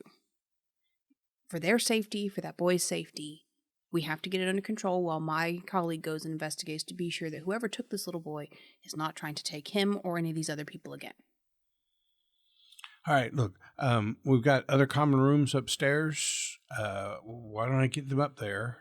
There's still windows, but less up there. So, yeah, I'll work on that. Look, I just got word that the kids' parents have landed, and with a rental car, they've made it to Yosemite, but they're being held at the entrance to the park because the weather and the roads they can't get up here right now. So I got to deal with that. Like, I was really hoping they would come and get this kid. That would be one less thing I have to worry about here. But so she goes about trying to get everybody upstairs. There are the early adopters.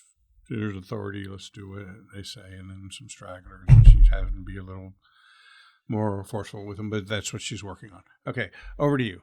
Sprinting across the field the other way. Give me an alertness roll. At a minus 20 because of the rain lowered visibility. Do you want me to add the 20 to my number before I give it to you or after? Before. I got a 111.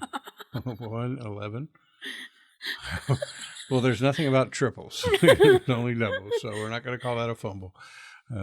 It's still over 100.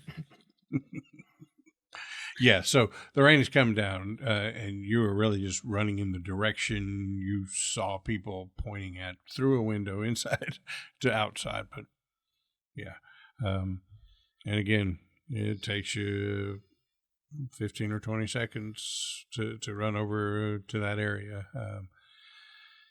Give me an agility roll. Not agility, dexterity roll.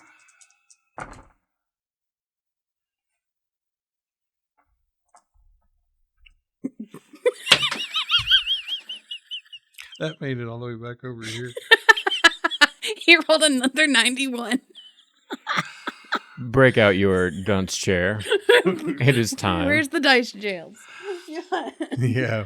All right, so you're almost there, and wet ground, wet shoes, nice slick soled dress shoes, and you just face plant to the mud. And it's going to take you a few seconds to get up. And then you got to reach down and pick up your pride. I get up, and there's mud dripping off of my face with every new drop of rain, and there's at least 3 blades of grass I have to pick out of my teeth. Ate it. And I disgustedly sling the excess water and mud that I've been scraping off my face down to the ground, and real irritated at this point. Strips naked, starts running. So are you going to continue to the forest or back to the ranger station? I am going, instead of going back to the ranger station, I am going to just do a perimeter walk of the tree line. Okay, that's going to take a bit of time. Right? I understand. There's big field on one side where a helicopter landed, big open area on the other side. The campsite was at. It's kind of U-shaped, the tree line, right? And then it opens up into the rest of the park where the road you took to go see the reservoir and the dam were at. But absolutely, you can walk that perimeter line back to you. Yes. What are you doing? I'm going to go back into the room with Brandon while the ranger goes upstairs to wrangle people. Yep. So a lot of people are moving upstairs. The ranger is still downstairs getting the late adopters to move along. Of course, some are being people. Right. So, yeah. So you're back in the room with Brandon. Hi, sweetie. They're coming. Yeah, I could feel them coming. They're too far away right now. They were trying to talk. When they talk to you, what kind of things do they say? They want me to come with them. Do you know why? They need me. For what? I don't know. But that's why they kept me, and they were feeding me and doing experiments. But yeah. Other kids, I was special. Okay.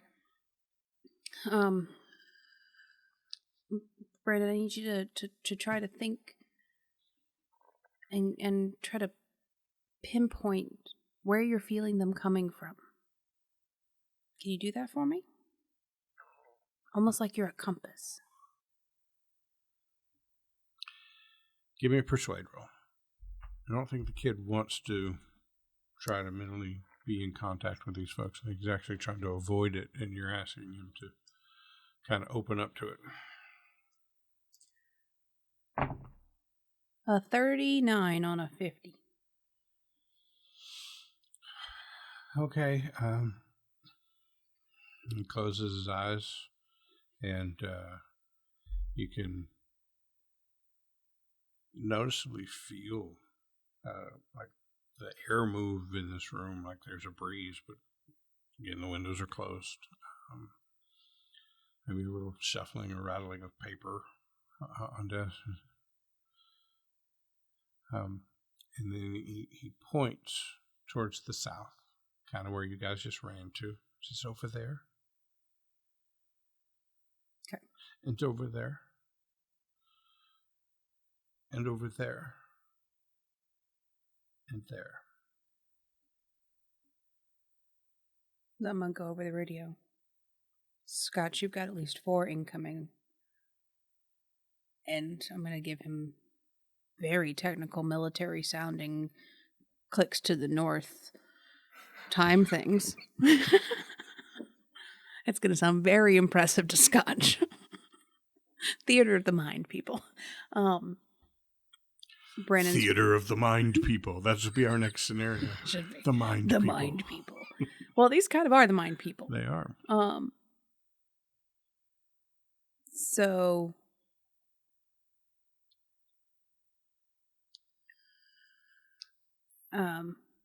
Brandon's saying that they're trying to be in contact with him. They're trying to come get him. I say you make your way back here. We don't need to have you split off, or you need to find cover, or you need to find a way to not be out in the open. So figure out what you're doing, Scotch, and do it. You know, if I can bag one of these, we can probably ask it a few questions. I mean, yeah, that's true, but that's only if you survive, and if it's 4 against 1. I have all the faith in you, but that's odds. That's a bet I wouldn't take. When I saw a glimpse of the thing earlier, did it have a bulge? What? Like it was carrying a weapon. Jesus Christ. Yeah, you weren't that close. When you finally saw it, it was 50 or 75 yards into the forest. So you really just saw shape. Pretty tall. from that distance, you would have estimated it to be somewhere between 7 and 10 feet tall. But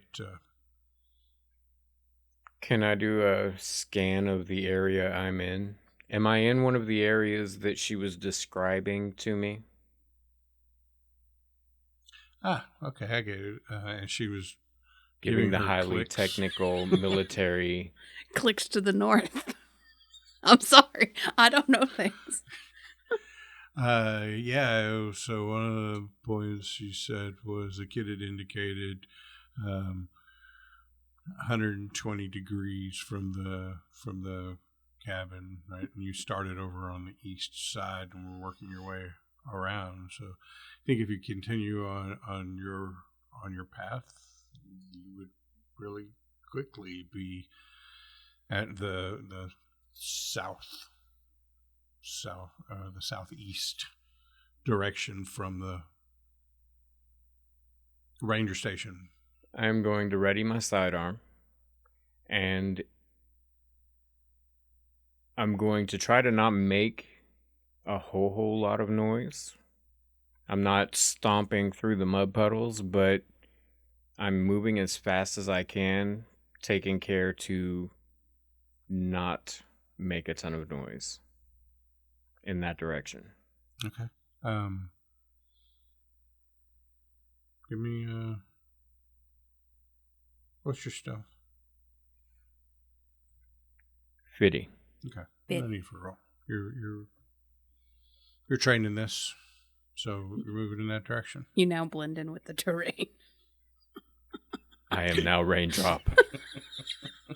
All right, so yeah, you move in that direction, and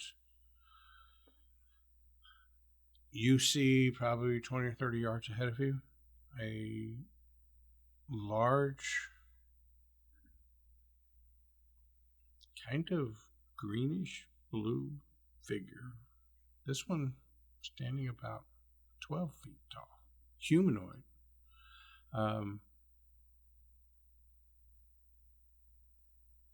Dressed in a loincloth. Kind of step out from the edge of the forest, and it is scanning around. So let's do an opposed roll. Your stealth to his alertness. I just threw my dice. I've got better ones here. I hope. No. I got a 78, which is a fail. Yeah. So let's see if he succeeds. If he fails, it'd be no biggie, right?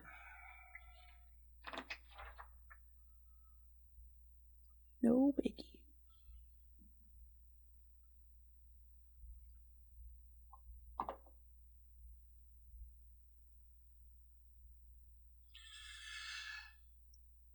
As he steps out, right, and you're just kind of amazed at how tall he is, this weird bluish green tint to his skin, and that all he's wearing in this weather is a loincloth, and you see his head go.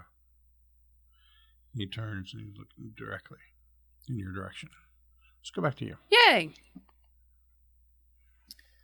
Are you sensing anything, Brandon? Is anything going on? Just they're out there, and they want to come. They want me to come out there, or they don't want to come in here. They want me to come out there. But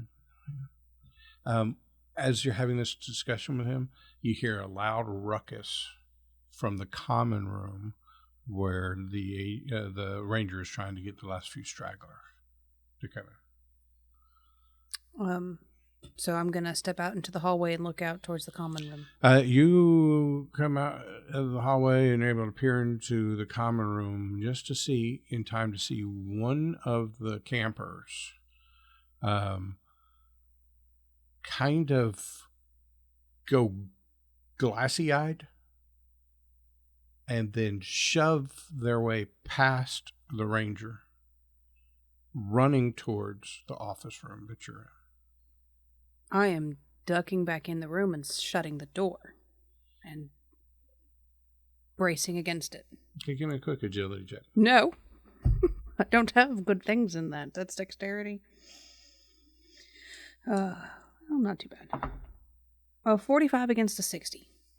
All right, so you slam the door shut, wedge your body against it as you're like fumbling with the lock, and by that time you hear a body slam against it and start trying to get in for about 5 or 6 seconds. And then it stops and you don't know why. You hear footsteps walk away from the door.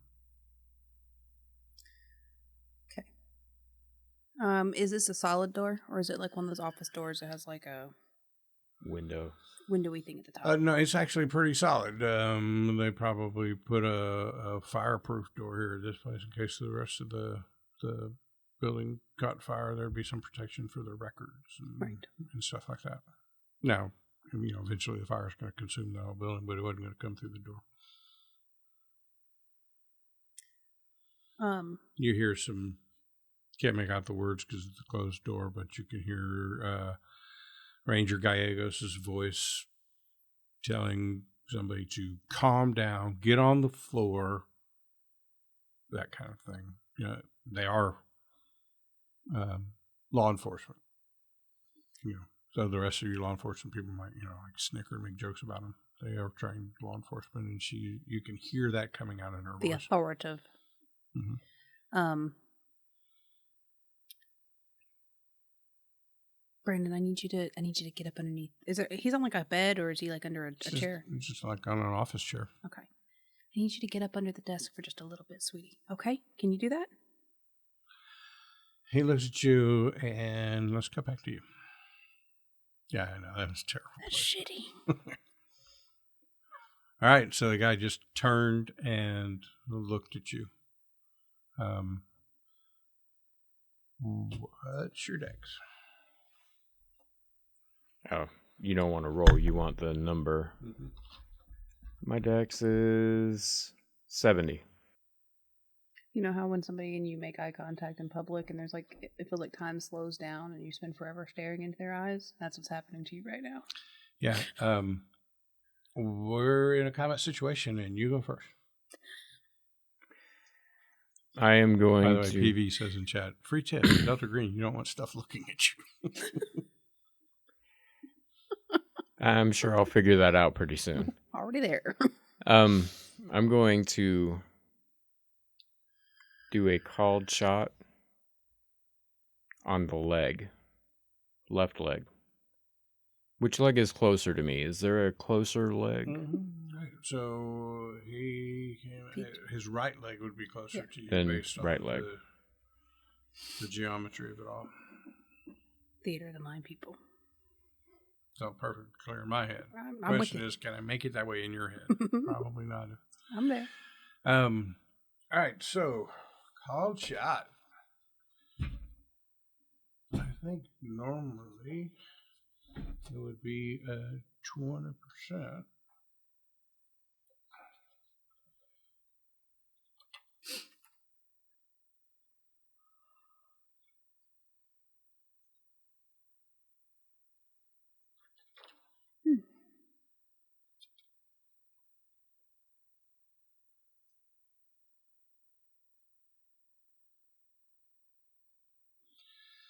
So normally, for like just going for a limb, it would probably minus 40%. But this guy is huge, so his leg is large. So I'm going to give you a little bit better than that. So we're going to do minus 20% on this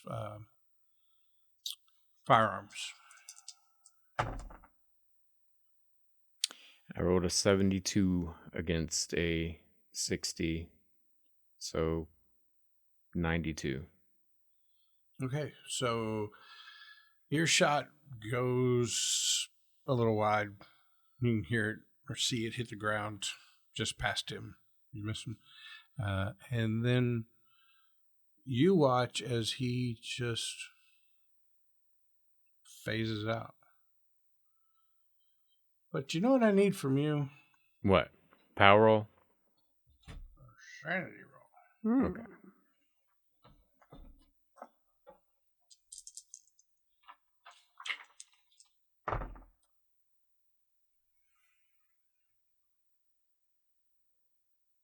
82 against a 50. Okay, it's 1d4 sand loss. First sand loss of the game. I apparently need to go find those dice. I feel. 4. Start throwing all the dice. All the dice. Flips the table. All right, so tell me what that looks like. Now, it's just an immediate reaction. It's not temporary insanity or anything like that. But that has a physical or psychological effect on you, right? And so this weird creature just turned and made eye contact with you. You brought your gun up and fired off a shot and missed, and then he's... So, what did that whole thing look like to you, and how are you reacting? Well, he's seen some stuff, but he's never had an enemy just vanish like that. And he's immediately a little bit scared because he's used to ducking behind cover or coming out aggressively. He doesn't know how to fight this. And he's taken aback and a little bit perturbed by the feeling of, I don't know what to do against this. And he's not a person who gets put in positions often where he doesn't know what to do. He's got military training. He almost always has an answer for everything, and he doesn't really have an answer for this right now. Perfect military answer. Don't get scared, get angry. I like that. It was really good. Yeah. Cool. So let's jump back to you. You just asked the child to get under the desk. But he points across the room. Mm-mm. Points across the room to the south-facing window. And about the same time that he points, you hear on the window. And my heart literally fluttered. I don't like that. You do what? Shit myself. Hope you wore your brown pants. So, preface, I like to believe that I have spent a couple years with Delta Green, and even though I'm not military per se, that I have developed a few things from watching my compatriots. And it's one of those, when you have that uh-oh feeling, to immediately, train the gun and turn with the firearm, and it's not just like, oh, how do you do? It's a reflex thing that I've been working on, probably going to the firing range and doing all that stuff. So I like to think I pull it out of my side holster and I turn with the gun very slowly and kind of turn my body to between the window and Brandon. Okay. So as you turn to the window, gun at the ready, you see through the slightly parted curtains a child. You cannot see all of the face because of the curtains, but based on how far up the head comes and everything. And from what you could see, because the curtains are a little more apart towards the bottom of the windowsill than they are at the top, this child appears to be naked and dirty. Though maybe a little less dirty than the other would have been because he just had a shower out there in the rain. But it's like the streaks of dirt. But it's a child. What do you do? I'm not going to break eye contact with the window. But I am going to softly say, Brandon, do you know who that is? One of the others. One of the others like me. So they're not a threat to me, right? I don't know. I don't think so. I don't know. Okay. So I'm going to use my aunt/mom voice. Brandon, move to under the desk. Now. What's your persuade? 50. All right. He starts to crawl under the desk. But there's this look on his face like, Right. he's you. Yeah. And I'm going to slowly move towards the window. I'm going to keep my weapon at the ready, but I'm going to lower it because I don't want to point my gun in a kid's face, obviously. Fair. And I'm going to kind of use my sidearm, like my arm, to just kind of pull the curtain and look down. So you pull the curtain away and you look down. Now, this is the one that looks out onto the covered porch, so it's not like water streaming down the window. You got a really good look out this window. And standing there on the porch, bare naked, drenched, and dirty, is Brandon. Give me a sanity roll.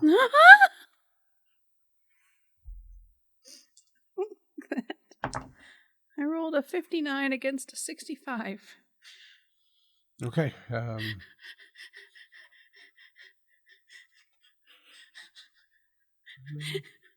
This is so realistic. I don't know why, but it's making my heart have actual palpitations, and I don't like it. So even with a success, it's a 1 sanity loss. Okay. And so there's different types of sanity loss, right? There's sanity loss from unnatural. That's what you just took. There's sanity loss from helplessness, and there's sanity loss from violence. Mm-hmm. Okay. This could definitely be unnatural, but I also feel like, especially based on your role play here, this kind of hit the helplessness side of things too. So you take 1 point of sanity loss, and I would like you to check one of the boxes middle of the page on the right side where it says incident of sanity loss without going insane. Check one of the helplessness boxes. Okay. If you ever get all 3 of those checked by losing sanity, but without going temporarily insane or getting any kind of Negative. Psychotic episode, if you get all 3 of those, you become adapted to helplessness, which means you automatically succeed sanity rolls against helplessness. Very cool. It's just you become jaded. Right. Okay. Right, No, so- that's you learn to cope. So check one. All right, done. Yeah. So there is Brandon sitting on the side of the. So tell me what that 1 point of sanity loss was like for Agent Petrie. So Agent Petrie, one of her bonds is her niece, Abby, who is approximately the same age as Brandon. So that's why she takes such special care with Brandon, is she's very caring. And upon seeing what is either actually Brandon or a duplicate of Brandon, that is very startling for her. So she moves away from the window, like it kind of flutters back shut real quick. And she turns and puts her back kind of to the window and is just kind of frozen there, but she's staring down at Brandon. The one under the desk. The one under the desk. And trying to quantify whether or not she is, if that's real, if that's a weird play on the light of the reflection of him in the window, but it very much felt like it wasn't. That was a whole physical, tangible person. That's a whole ass Brandon It's a right whole there. ass Brandon out there.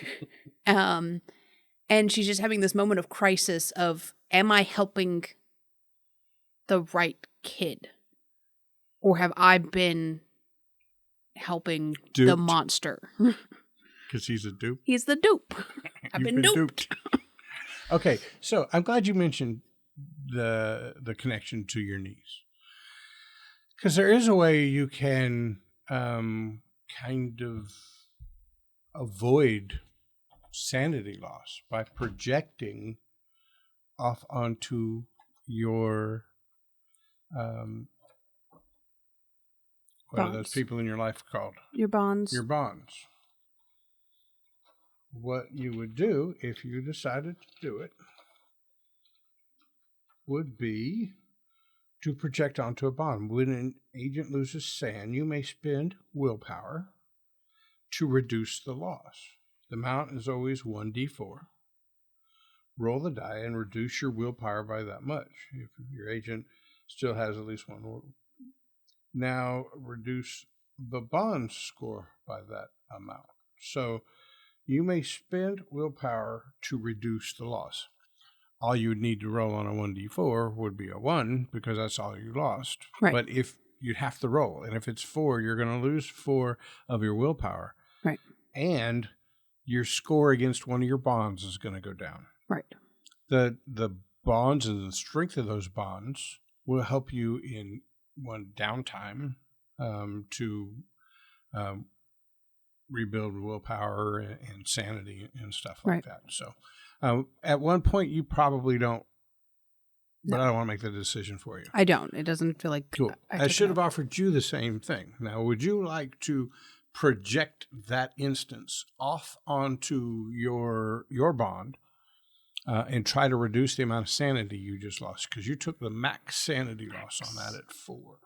I don't think so. Okay. Not yet. So, I just forgot your agent's name. Scotch.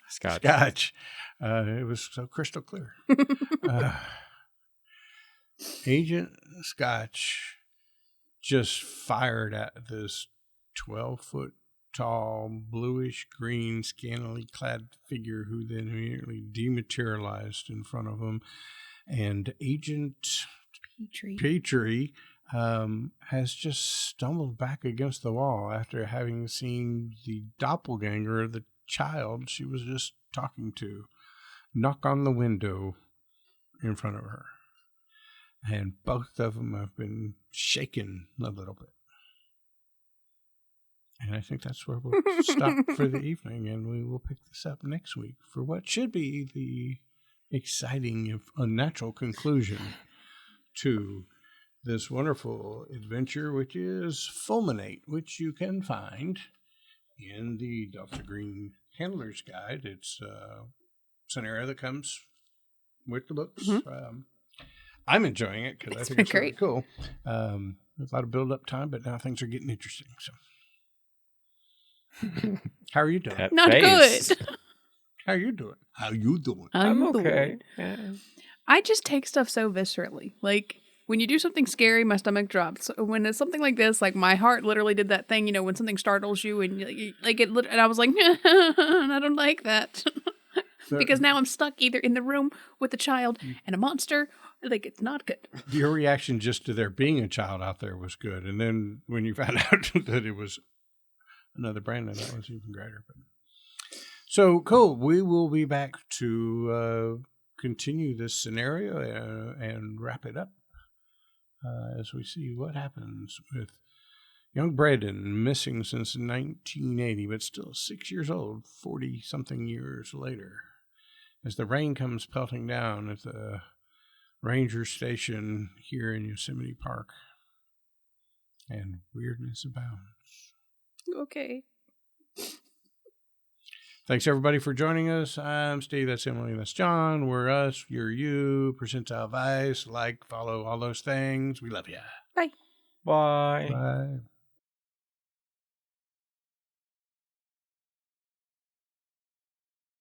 I was kind of hoping you were going to hit him. I was really hoping. That was the whole point.